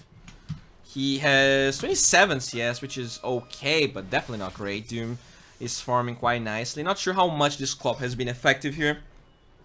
Party Horns. Flying out, yeah, that's the Lich armor. Like, usually, the co-op would be fine versus Doom, but with the Lich on top of it, it's actually quite annoying to lane. Because he's gonna have experience advantages because he's denying the range. Look at the damage, oh my god. They're trying to chase the Doom over here. They do have the Lich armor, so he's pretty tanky. The hook with, oh no, Ortiz! The Eternal Envy does dodge the Hadouken. Can't they get the kill? The Scorch Earth gets the kill, no Envy. No. The aggressive tipping from the Doom. Oh, he got the experience. He's gonna get level 6 before Quab for sure now. And they're actually sending the Ember over here, maybe waiting for RTZ. I'm sorry, I have RTZ in my head. Maybe waiting for Envy to go back, but in fact, the Ember actually wants to get some pudge. Oh, wait, what? He actually missed the Searing Chains here to get the Scream of Pain. The Bulkbox flying out. They do have Telekinesis, and they're going to use it. The hook, pure damage is going to be applied. Ember gets the kill, but he might pay the price, and he does. So that's going to be a dead Ember Spirit. I'm pretty sure that's not worth his time, and that does give Envy some extra experience over here. Oh, he's getting so close to level 6, and he gets it. Will not commit the Doom, though. Will not commit the Doom. That's a level 5 Rubik, by the way. You should be careful. Wait, what? Doom onto the Pugner. They're trying to... this Pugner's gonna be fine. Can they get the Rubik, the body blocks from Co-op? Not enough to save the Rubik. The power shot gets Eternal Envy once again. So that's not a good game for him at all. 1-3-1. And he's struggling. Oh, the wind run forward, looking for the Pugner. Oh, cancels the life drain. The power shot's gonna be there. Nether Blast doing a lot of damage. 12 on charges though, and he's going to pop it. Do they overextend it onto the rating? Another wind run, and now the Nether Blast, stopping Doom from attacking heat. Oh, the Nether Blast, just perfect telekinesis throw by the Rubik. And now they're chasing this Doom over here. He doesn't have any cooldowns, has 4 magic 1 charges. Not level 6 onto the Rubik yet, but there's a slow from the Decrepify. Oh, but they're actually gonna commit the Haunt. Oh, the Purification, saving Pugna the life drain. Not enough. They commit the Repel onto the Pugna, but that's that dead Rubik. And now they're engaging with the Spectre. Oh, and the slow is way too much. The Decrepify, they hook Spectre into the tower, but the Decrepify doesn't allow the Spectre to get attacked by the tower. So this is an awkward fight. The Pudge she gets the kill with the Purification, and now Infernal Blade applied onto the Omni Knight. They're trying to fight the slow from the Omni, and this is definitely a charge slash party horn slash clown fiesta game. At the end of the day, I don't even know. So this is 3-4-2, very even exchange overall. They commit Haunt and Doom. And Dire, I mean, I feel like that's actually good for Dire because they committed very long cooldowns onto the Radiant. And they don't really have any long cooldowns, right? Envy, he used Sonic Wave bottom, I feel like. So, yeah. I feel like Dire is fine.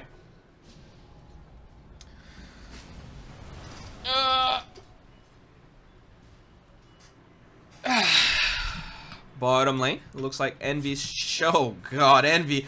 No! Oh, Blink out dodges the last right click from the Wind Ranger. Maybe trying to bait Wind Ranger in. Can she? Nah, there's no way. There's no way. Okay. Nice. We'll TP out. Ember over here. Cutting the wave, Searing Chains onto the Rubik. They're going to TP the Omni Knight. Do they have enough burst? They don't. And the Purification is here. I'm not sure about this, Ember. I feel like you're a god. Oh my god, that was so close. That was so close.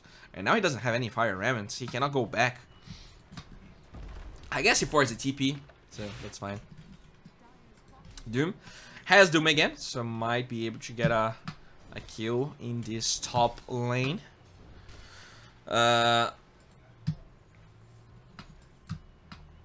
Alright, so what are we waiting for?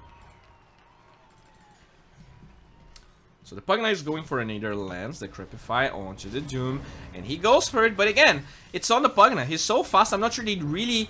Yeah, the Omni is here. This is not the fight. That's a terrible Doom. That's actually awful.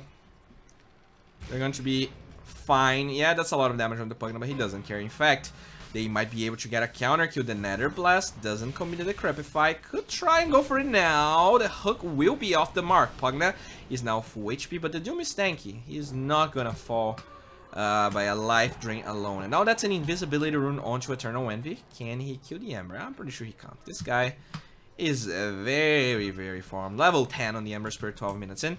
And that's a 2k gold lead for the Radiant. Let's see if the Quap can maybe find herself a kill. There is no sentry besides this one. Oh, they might know that Eternal Envy is here. He's looking. They don't have vision yet because there was no Observer Ward. Oh, baby. Doom, you need to be careful. Eternal Envy thinking about it. He is going to be onto the range right now, but he's going to get Searing Chains up. Sonic Wave is there. What are you doing, Envy? He's trying to blink away. But now he's dead, and that's a stolen fire remnant from the Rubik. He doesn't have mana to use it, and now they're chasing the punch. He has raindrops, 12 magic 1 charges. He's gonna pop it, and now the Ember might be overextending a little bit. The power shot with the shackle does not latch. Pugna very low. The hook actually finds the Ember, but he is not getting attacked by the tower once again. Do they have enough damage? The right clicks are there. They will get it. Pugna, level 11, gets pinged out by the Ember. And that's actually quite a costly exchange for Radiant, right? They get 1.5k gold and a lot of experience as well. Bottom lane, oh god, Ember. Oh no, Eternal Envy. Please do not die. You're still level 7. This squad is struggling so hard right now.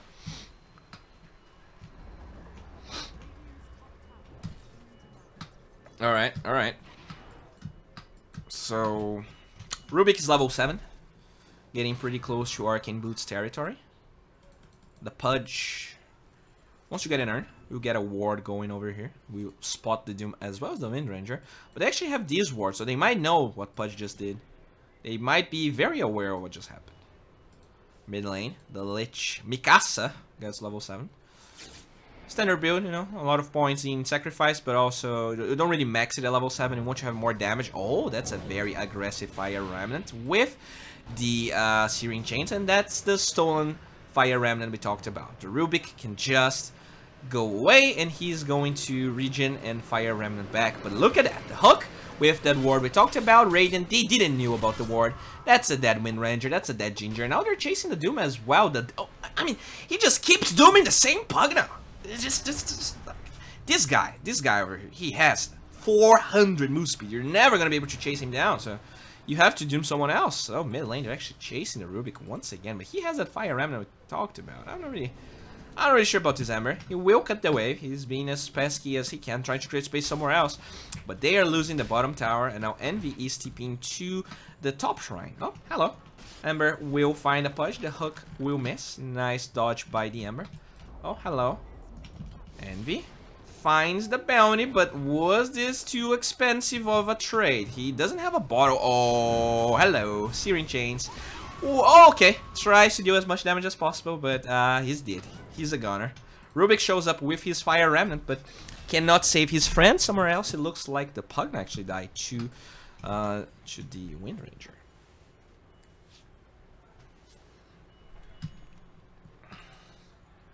Okay. So the Spectre is actually so close to Radiance. This game might be over.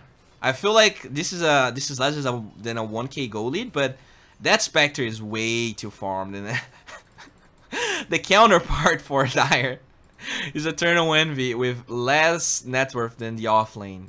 This is looking super rough. I feel like it's impossible for Dire to win this game, especially with Radiance like that. This is questionable. Okay, they're gonna lift the Embers, Light of Fist. The Pudge actually shows up with a Dismember, but he's gonna be able to Fire Remnant away. No, they do get that kill. It's actually Pudge that gets the credit for it. That's nice. That's a good start. Now Envy. Okay, we'll defend top. The Lich is setting up over here behind the trees.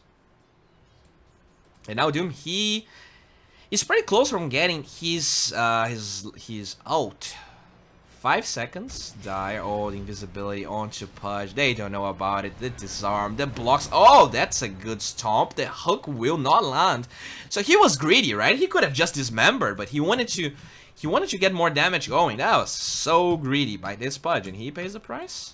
That's a 2-second stun, and they buff the cast point, so pretty hard to dodge. War Stomp. What a spell. Top lane. Envy already has his Veil, and now he's going to get what? This is a Clarity, so he's not doing hot in terms of items. He will blink away, pops the Clarity. I feel like he needs a new Scepter, but I feel like he's not gonna have any damage. The Ember was maybe looking for the Quap. Will not find anything, and Quap knows about him. Oh, baby, but they will find him now. Oh, blink out, actually dodging the Shackle. Nicely done by Envy. And here in the bottom lane, it looks like they're actually pushing quite strongly with this Pugner. Thank you very much for your cheers, Whiter Fork. Nether Blast flying out. Oh, the Nether Ward actually being quite pesky here versus the Ginger. Oh, hello, Dismember is ready. They're waiting, but for now, oh, they're gonna commit the Haunt. They actually hooked the right Spectre, but he's gonna use the Haunt again to go towards the Omni, and now they're actually gonna doom the Omni this time. Actually changes targets. Let's remember, onto Spectre, not enough damage. Though the hook, they actually get it. Spectre did not finish the Radiance yet, but already has the Relic, and now Omni, he's gonna be able to purificate himself. They actually get the kill onto the Doom as well. Somehow Dire, they're winning these engagements. Yeah, they're gonna lose the Wind Ranger as well. Can they find the Lich? I know you want it. I know you, Envy. You're blinking in for it, and you're going to die. The Searing Chains is there. They do get the GA, the Repel on top of it, and I don't know Envy really wants the Lich. That's a double. Somehow, some way, they get a 5-man wipe. They got a 5-man wipe over here, and this is gonna be a tower on top of it. So Dire, as I flame Eternal Envy, they're gonna get all they need. This is going to be, I mean, they committed Doom, they committed Haunt, they committed Chain Frost. So they're out of gas now.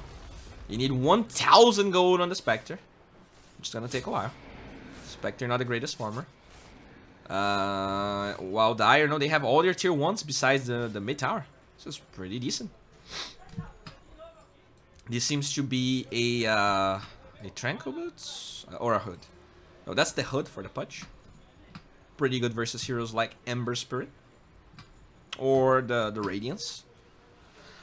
When Ranger has an urn, wants to, not really sure what she wants to, but probably a Javelin. That's the standard Wind Ranger item build. The Ember over here has some of the components of a new Scepter. Oh, hello. Searing Chains onto the Ember. The Dismember is going to be popped. Shackle shot. Perfect. Wait for the Rubik to align, and that's a nice Chain Frost. They do lift the Ember, they get the kill though, so Radiant going for very questionable plays all in all, and they're gonna keep pushing.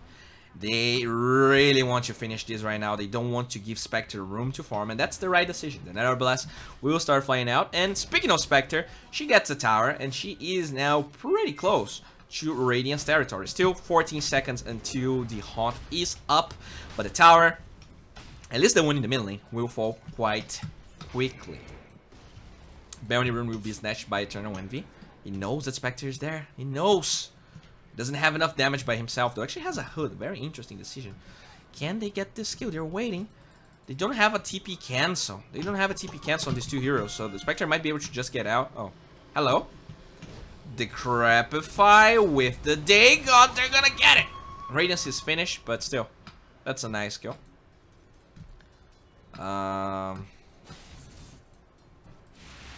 Fade Bolt's gonna be used.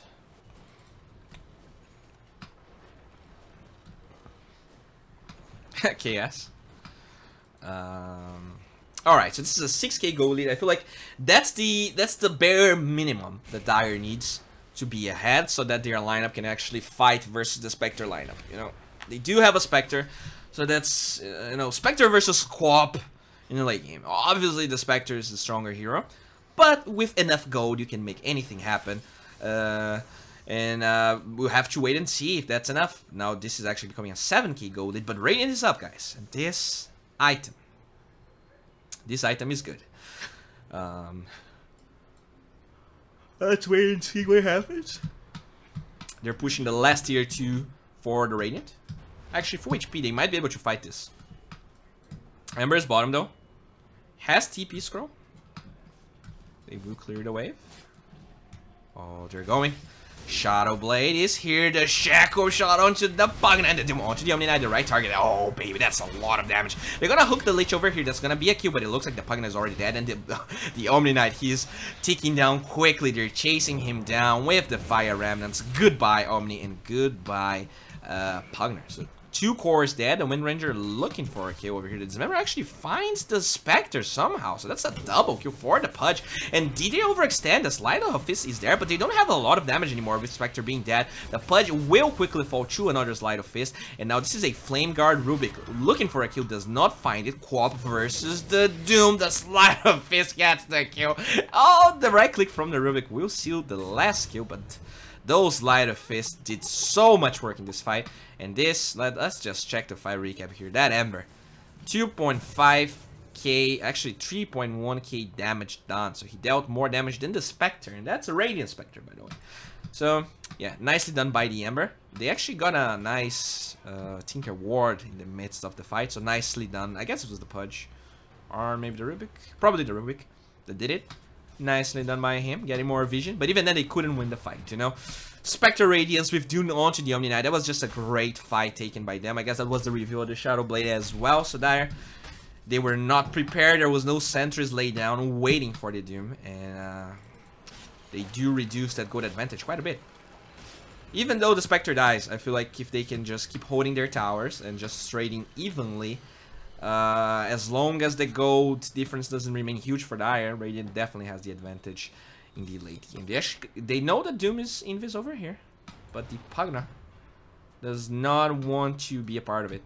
Even without Doom, that's actually... Oh, Chain Blow Frost. Oh my god, that's so much damage. But the Hood by Quap actually mitigates a lot of damage. They have 2 hoods, so even though that was an entire Chain Frost, they actually walk it off pretty easily. That's a level 1 Chain Frost as well, so not a lot of damage. And Dire, they're moving towards the high ground. Not really sure about this. I guess they're afraid of the Spectre, which is understandable. But, I don't know, man. This looks questionable. Slide of Fist. Alright, so they're trying to get high ground over here. The Frost Armor is applied onto the tower. The Slide of Fist with the Searing Chains. Hook will not find its mark. And, you know, this is a slow siege with the Pugna. That's half of the tower HP. That's actually faster than I expected. When Ranger trying to clear the Nether Wards, the Searing Chain is actually doing a lot of damage to the Pugna. Not a tanky hero at all. The Nether Blast slowly chipping at the tower, but the Doom shows up and he's going to Doom the Omni Knight again. And the Hog, they have all that they need. Oh, that's a kill onto the Doom, and the Slide of Fist doing a lot of damage. Can this Omni Knight survive? He's actually super tanky. They do kill the Ember with the Dagon. And now they're chasing Spectre. Oh, baby. The Eternal Envy Quap with the rest of his allies. It looks like this is going to be maybe Barracks. They're going to be forced to buy back some cores over here. Yeah, the first one's going to be the Doom. He actually TPs into the tower. He's going to fall right now. He has Shadow Blade, no detection. Alright, buying time. The Stomp with the Infernal Blade. They're going to lift him down with the Purification. This looks like a dead Doom to me, and they do not buy back the Spectre, which means the tower falls, and Dire keeps on moving forward. A lot of damage being done. They have the Pipe, they have the Crimson Guard, they have the Sustained Radiant. They have their hands tied. They don't have any pressure in other lanes, and as that happens, it looks like the Dagon pretty much just kills the Lich. Queen of Pain jumps forward, has the Crimson Guard, has Repel, not afraid of anything.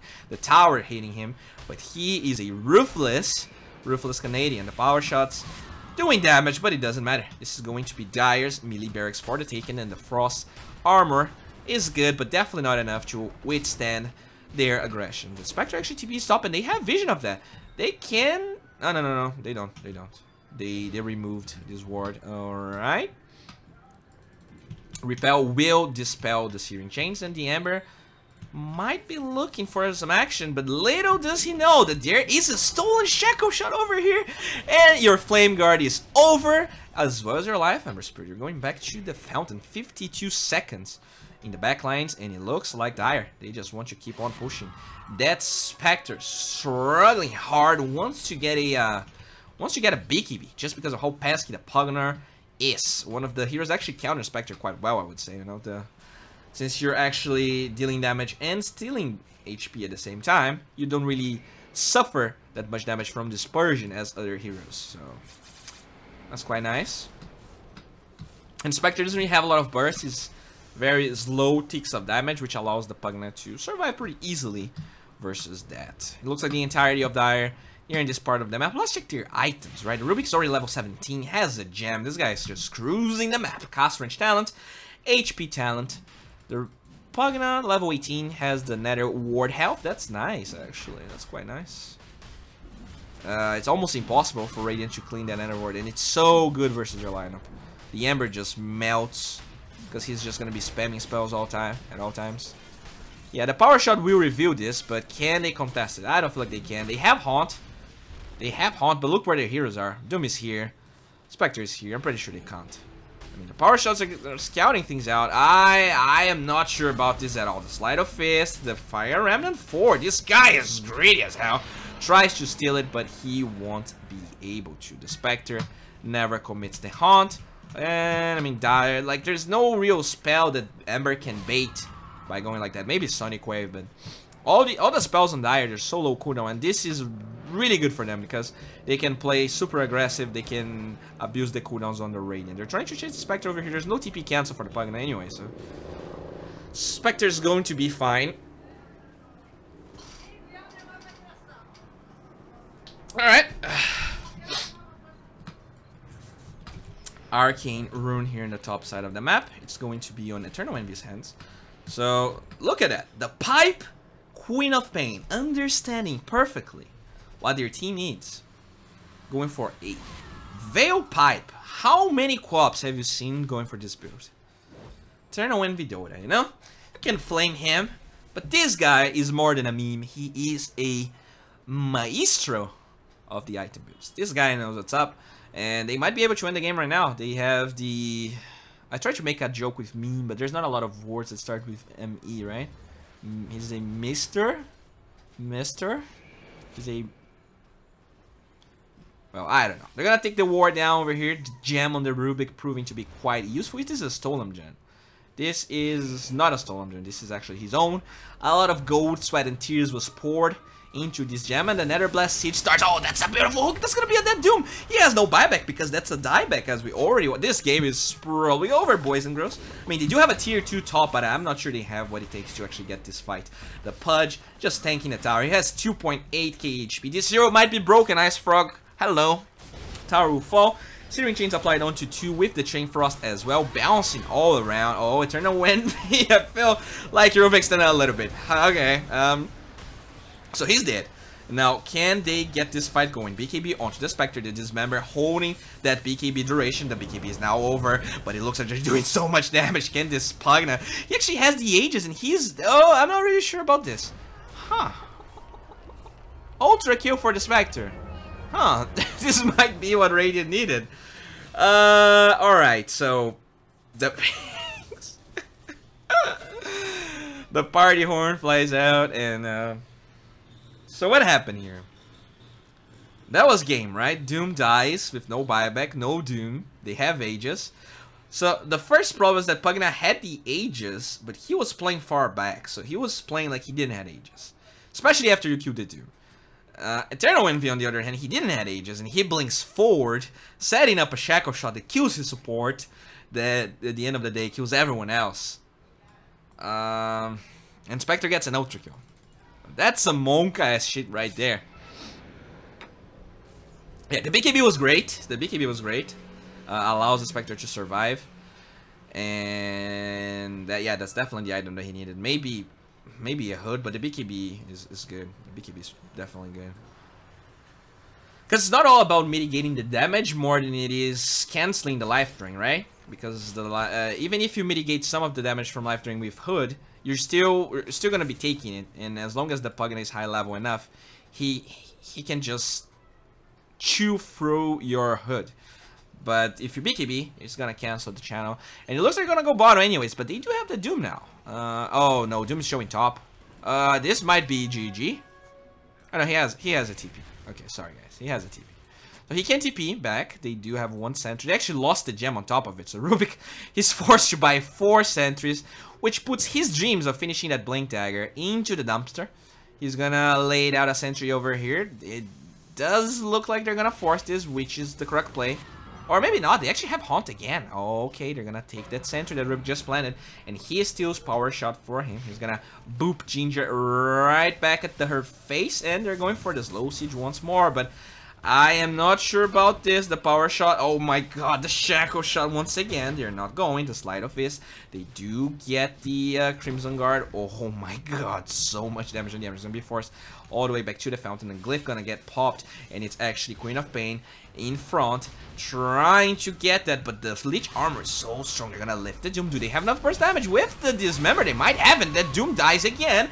Can they finally win this game? BKB popped onto the Ember as well as the Spectre. They're trying to go for the Omni Knight, but he's actually pretty tanky. Queen of Pain with the Mega Urn. They're gonna be able to get 2 here. The melee barracks still up. They're gonna buy back the Pugna, and at the same time they're trying to fight. BKB is already wearing off on the 2 carries of the Radiant side. The Purification onto Cop. They're trying to come here with the Pugna. He has a smoke. It looks like to come here faster, but the Eternal Envy is going to fall, and it feels like this might be huge ass throw by the Dire team. Oh, Pugna shows up now. The Decrepify with the Dagon. They will kill the Spectre, and it looks like she's gonna be forced to buy back maybe. Oh my god, Pugna, you need to be careful. So low HP. First Nether Blast doesn't hit the mini barracks. Actually, they're pinging him down. They're pinging him. Can they? Okay, range barracks will fall. The Pudge trying to go for the right clicks over here. Okay, can they kill this Doom? It doesn't look like that's the case. The Pudge with the Blade Mail. He wants to get the mini barracks, but he just won't fall. The Ice Armor is just too strong. He actually gets a kill on... No, doesn't get a kill on Wind Ranger. Shut up, Bowie. The Doom onto Omni Knight wears off. The Infernal Blade at the same time. BKB onto the Ember. The Spectre does not want to buyback. He knows that the Ice Armor is strong. They will get the Doom. He has buyback this time. Another Nether Blast, but he does not hit the buildings. Can you guys hit the buildings? The Power Shot will find the Omni Knight. Do they have enough damage? They're gonna pop the Crimson Guard once again. Another Nether Blast. They need maybe 2 extra ones to finally finish this game off. Give it to me, Pugna. Just one more. The Shackle, no! That's a dieback for the Pugna. And the melee barracks, they stand, and it looks like this is a throw of huge proportions here by the Dire team. Oh my god. Why isn't Spectre buying back? Well, because she does not need it. That Ice Armor is insane. They just cannot shoot through those barracks, and this Lich survived through a lot of fights. If they ever get to level 25, with that Ice Armor provides 30 HP regen. Seems pretty balanced, right? So yeah, I hope we don't get to that point, but it's gonna be tough. Voice low-key annoying. Well, then watch someone else. Pugna missed so many chances. Yeah, he missed like 2 Nether Blasts for sure. He was afraid because he died back, and there was a Fire Remnant waiting for him. But yeah, it was rough. I feel like they need a meme hammer at this point. Oh, the Haunt. Oh, and they're all out of position. He actually lifts the Spectre and steals the Spectral Dagger. This might be enough. The Shackle Shot will not land. The Frost Blast completely wasted. Dismember onto the Spectre. Does not get the kill. They will lose Pudge. But it looks like the Rubik is fine. He's actually gets a deny on top of it, and now Eternal Envy shows up. By the way, the Wind Ranger has more levels than Envy. This is how tough this game is. Use Scepter onto the Lich. They will find that kill, and now the Eternal Envy Cop finally gets level 19, so ties it up with the Wind Ranger. Top lane, the Infernal Blade is gonna be laid out. Ember is level 24, so pretty close to Mjolnir. Finally finishes it off.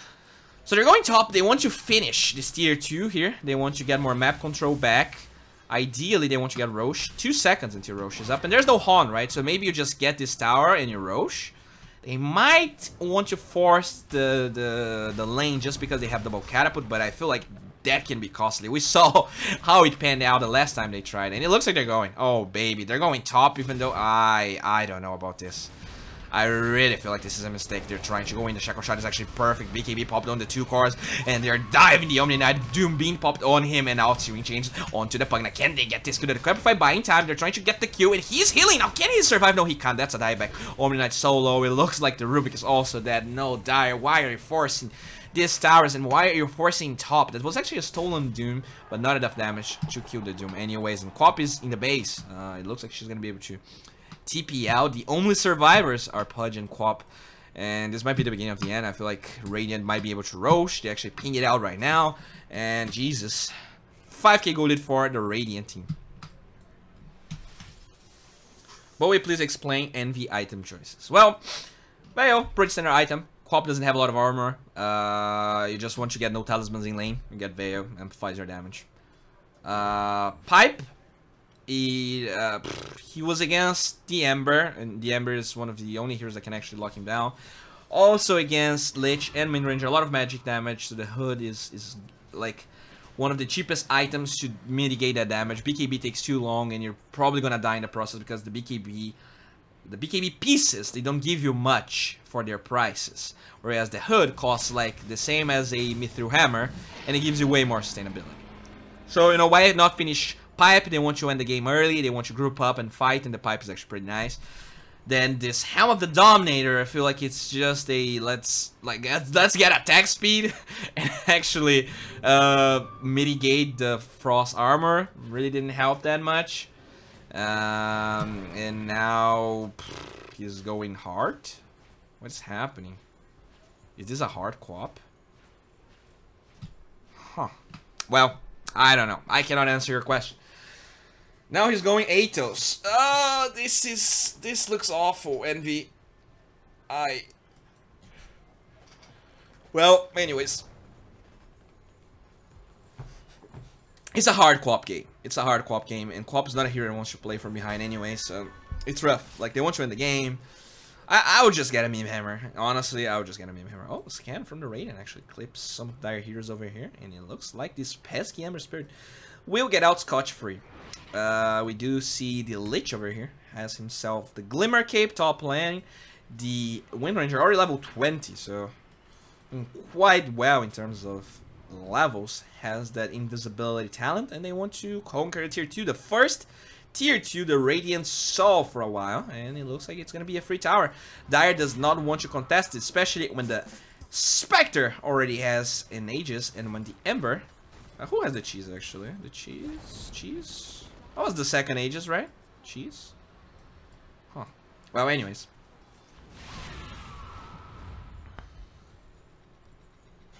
Congrats on the Predator partner. Thank you.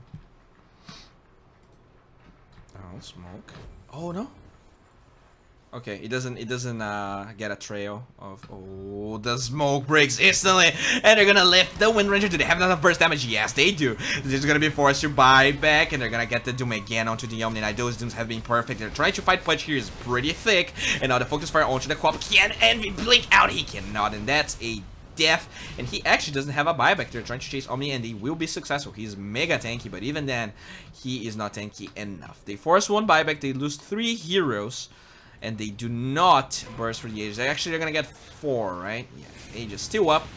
That's a stolen Sleight of Fist. That's a cute little play, Rubik. But you're a gunner. And he's gonna buy back out of rage. Happy birthday. Alright, he doesn't seem very happy. Happy birthday, Eternal. Is this is really his birthday? Happy New Year.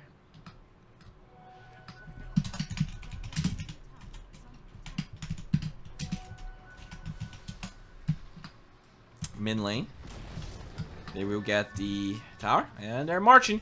This might be the beginning of the end. The Nether Ward will be laid out. They're gonna try and clear it up. The Dagon is a lot of damage, but the Searing Chain zoning the Pugna here, a lot of lockdown, and they will finally get it. Though all the heroes on the Radiant side are actually very low HP here. The Dagons. Nether Blast is the first skill Dagon in 2 seconds. They might be. Oh no, the Searing Chains once again. The Crepify is there, but it does not help you, and you're a gunner, Pugna. He has buyback. Will be forced to use it. Lift onto the Spectre. Oh, he hits the cheese. That's a thick Spectre.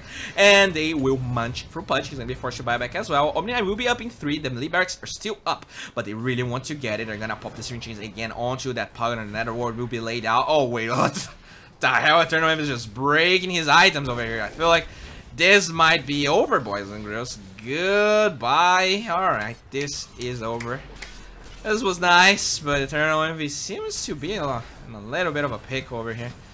doesn't seem happy to be to be playing this game, and I do not blame him. It looks like Pudge is also breaking his items.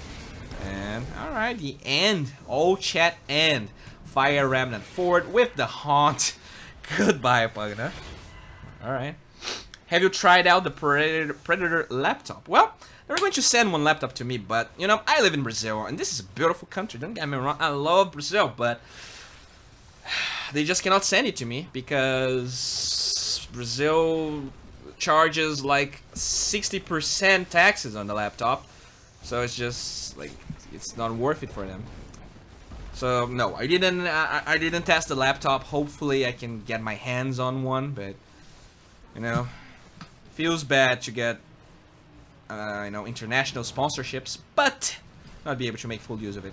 Anyways, this is game over, and let's look for more games to cast. Let's get some crispy tunes going. I guess, where are we listening? Let's listen to this. All right. At least he stopped throwing in pro games. Future TI winner behavior. Oh, we actually have. Oh, baby, we have a Arteezy Magnus here. Actually, guys, I don't care what you think. I'm gonna be watching this game right now. It's kind of ending, so I want to watch this, and we can, you know, cast another one later. All right. Wait, what? He's level 22. What's going on? What? No, this is bugged out. What's happening? Wow, we're casting Arteezy. I don't care. So, E.G. Arteezy. Magnus. 6.7k average game.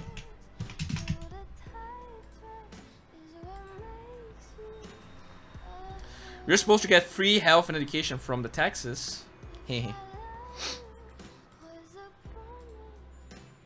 Alright, can someone type NP, please?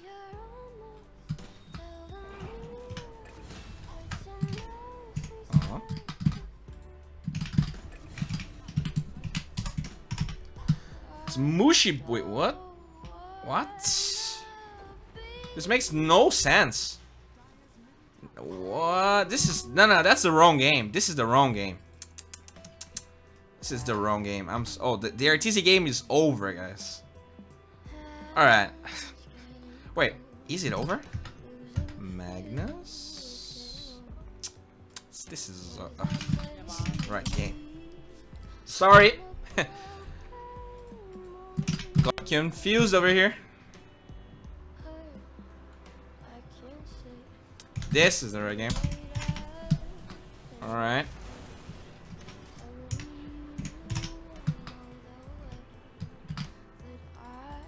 Alright, so top lane. Alright, so this is a level 23 Magnetor. Getting pretty close to refresher territory, guys. Can someone type NP now? So this is, okay, it's Arteezy Magnus, and it's Ember Spirit. Never heard of this guy, but Ember. It sounds pretty weird. Magnus. Arthur. Alright, so 2k golded, very even game. Let's go. Oh boy, that's a dead Pudge. He is going to take a lot of damage. The Nullifier TA doing a lot of damage over here. Ember Spirit, Remnanting away. That's alright. What is this build? What's going on with this Ember? Scotty Manta? Oh, relocate. Goodbye. Huh. Alright, interesting decision by the IO to relocate there. And they also have this Lark, right? So this is actually a very deadly lineup. And power on both Magnus, Magnus, Ember, and this Lark. With a Pudge. Imagine how much... He's level 22, right? For now, he doesn't have a lot of base damage, but he's gonna get a lot of Empower. Damage. Oh, Arthur. He's here. They're gonna find the Rubik. That's a lot of damage. He actually gets out the... Oh, the RP. Only one here is bringing them to the other part of the fight there is refresher. No mana, but he gets it. That's a stolen. Wait, that's the stolen RP. That's that. What the fuck? That. Okay, this is over. I really wish I was paying more attention. I really feel like I downplayed that cast so hard. Well, they actually get the TA here. Oh, well, alright, no. Radiant's just throwing right now. They lose everyone. Buyback on Ember seems to be enough. Cancels the balance strike, but that's a lot of damage. BKB onto the Monkey King. Relocate from the Ball of Light. They're getting the Dismember onto the Monkey King. They're gonna buy back the Vengeful Spirit, but she's not there. Just mean to the Shrine right now. Blade Mail onto Pudge, buying a lot of time. The Searing Chains onto the Eye. They actually get the hook. They get that kill. Can they kill the Monkey King? The Glimmer Cape onto the Pudge is gonna live. Oh, baby, Sleight of Fist. They will find that kill and die. They not only they defend, they do it with style. Buyback onto the Vengeful Spirit does nothing to relocate. Also wasted. And, you know, they only lost mid barracks. It doesn't matter that much. There's a gem on the ground that no one really seems to care about, but... Alright, we're back, guys. We're back. So, mid lane, we do see the Crystal Maiden. Level 20 has a Aeon disc. That's quite nice. GPM talent. Freezing field damage. Gonna buy herself some wards. Just the standard support life. Arthur has the refresher shard. I downplayed the refresher quite a bit in that fight, but in 100 seconds he's gonna have the double RP again. So we might be able to witness some crazy Arturito plays. For now, he's gonna empower himself. Oh, that's a great TPR. Teasy. Oh my god, he's playing so bad. Oh my god, he's tilted for sure. CM clearing the waves over here. Like, he's actually pretty close to level 25. Oh, that 20% empower damage? Or do you get the 1 second reverse polarity? I'm pretty sure. I'm pretty sure you get the empower, right? You have a Slark and an Ember. Alright, so they're going for the Rosh. The Frostbite is quite cute when applied onto the Roshan. Oh, he actually got the reverse polarity stun. Oh, okay. That's a 4.75 stun, and he gets 2 of those. Is this refresher shard Roshan? That's the question. Let's wait it out. Yeah, that's a refresher shard Roshan. So RTZ, he actually does not care about refresher shard. Alright. Just farms the wave over here. Radiant, they do have this Monkey King and IO, you know, pretty strong. They also have these level 25 IO actually with the minus 60 second relocate. So he's just cruising the map. 30-second cooldown, pretty short. The TA is actually bottom. Has the Nullifier, has the Orchid. Once you get Bloodthorn, has Gold Fruit, but saving for a buyback, I assume. Yep, she is. And now the Dire Scan looking for maybe someone. A pesky hero just hiding over there. Does not find it. The Sleight of Fist finds the ball, but that ball has a Lotus Orb. That ball is level 25, and look at the damage. Jesus Christ. The Balance Strike is here. Actually does a lot of it.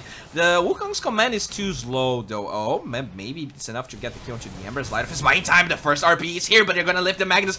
Can they steal the RP? They did not steal. That's Rot stolen onto the Rubik. They're gonna commit the Freezing Field at the same time, but the BKB on the Monkey King doesn't care, but that's a tanky bulky CM. Jesus Christ, they don't do enough damage on her. And now they're, oh, the second RP. Arteezy finds it, and there is no RP stolen by the Rubik this time. This is gonna be a 4-man buyback onto the Radiant side. I'm not sure they have enough tank in the gas or gas in the tank. Oh, that's what? That's a refresher shard RP. So that's the third one. Arteezy just playing like a boss, and this is going to be everyone dead. This game's over. The well played flies out, and Arteezy carrying his game here with the triple RPs. And the input. That's a 5-second stun. So, you know, it is a pretty good ability with that talent. Alright, and they're gonna end the game. Nice.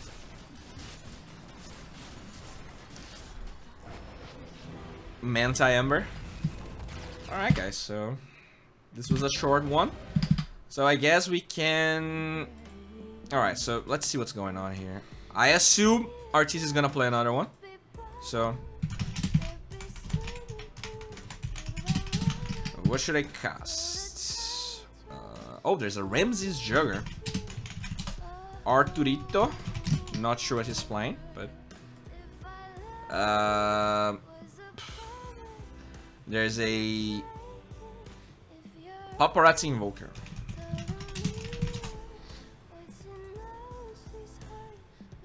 Isn't Gork playing?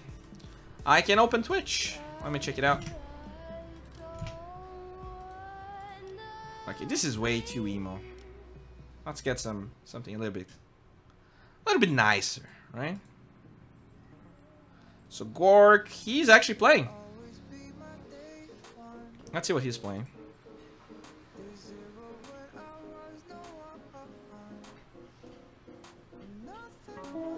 Thank you very much for a follow. Oh, it looks like people actually want to see the Paparazzi Invoker anyways. I'm gonna wait a little bit. You know, guys, if you're on YouTube, drop by Twitch if you want to vote. Typing on YouTube doesn't do anything.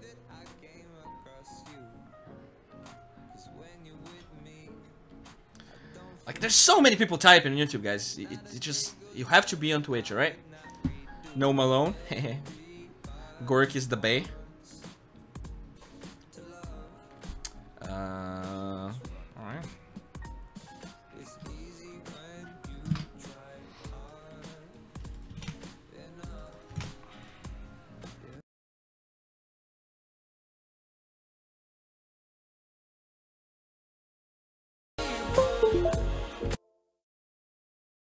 Sorry.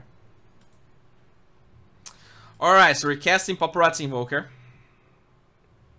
As always, when you get into the game, I really appreciate if someone can type NP, so we can...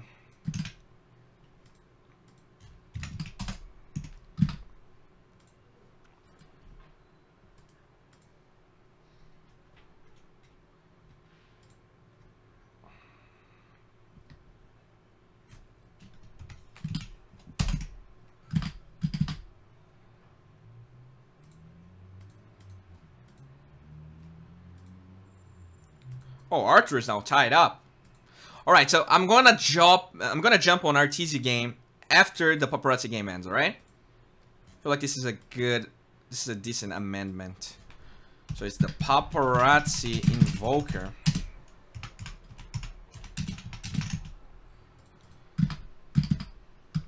So, can someone type NP, please? All right. A lot of people that I don't know about. So it's Kaka playing Dark Willow is Kaka. Venomancer is she. Lion is this guy. Murana is empty. Alright. It's actually lagging a little bit, huh? Oh no. Okay, we're not gonna be able to cast this game because it's lagging. They probably paused, and now the ping is insane. Usually, if there's no pause, because of the delay, there's no lag. But it's not gonna work. Yeah, this is unwatchable, guys. I'm sorry.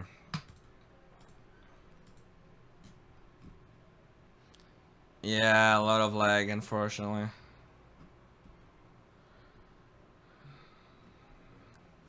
Alright, so I'm gonna be watching Ramses as we wait for Arthur, right?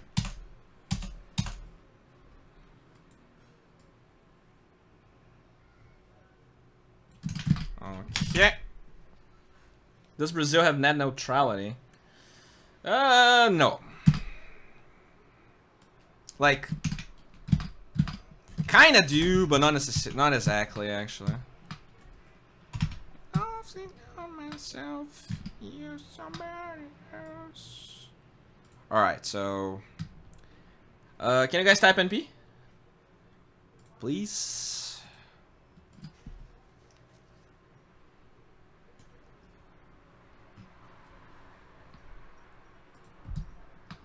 Alright, they're gonna. So we have. Alright. A lot of players actually. So Phoenix is Nikwa. I heard his name. Lycan is Maw. Jugger is Ramses. Bro, I finally got a girlfriend. Nice, man. Congrats. I actually talked to a girl yesterday. She actually looked me in the eyes. Thank you very much for your follow.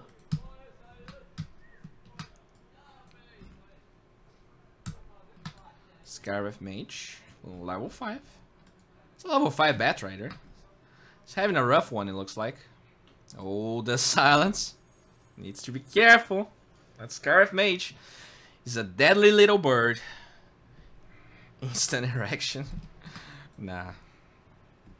I'm too old for that. Oh, nice hook. This member is going to be applied. Ramses, you might be a little bit out of your depth over here. He has the ult, but yeah, not enough time. And Nikwa actually grabs that kill. 3-2 gold, so not necessarily a throw, but that's nice. That's very, very nice. The LSA will find the AEA. Do they have enough burst damage? They don't.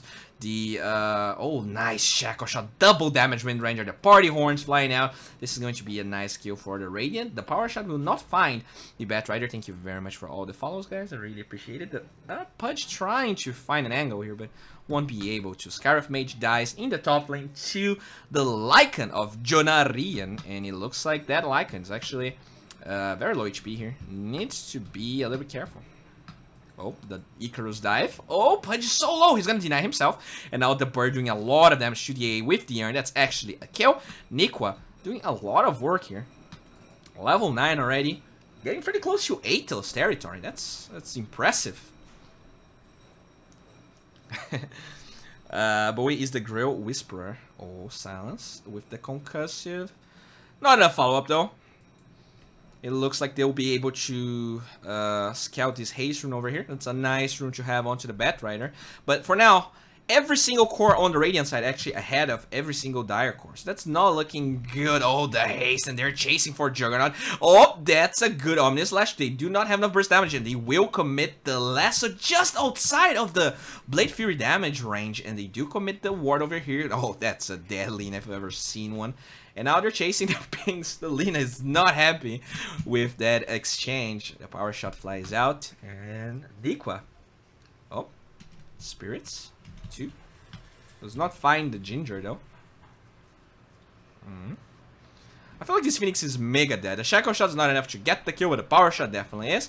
That's a dominating streak for Mambos, our Wind Ranger. And the Party Horns are just flying left, right, and center. The Hadouken is going to be applied over here in Lycan, trying to chase this Brewmaster. They're going to pop the Glyph onto the Dire side, but it looks like they will definitely get the tower. The Brewmaster TP is bottom. Oh, there's no game audio. Alright, so I have to close the stream, guys.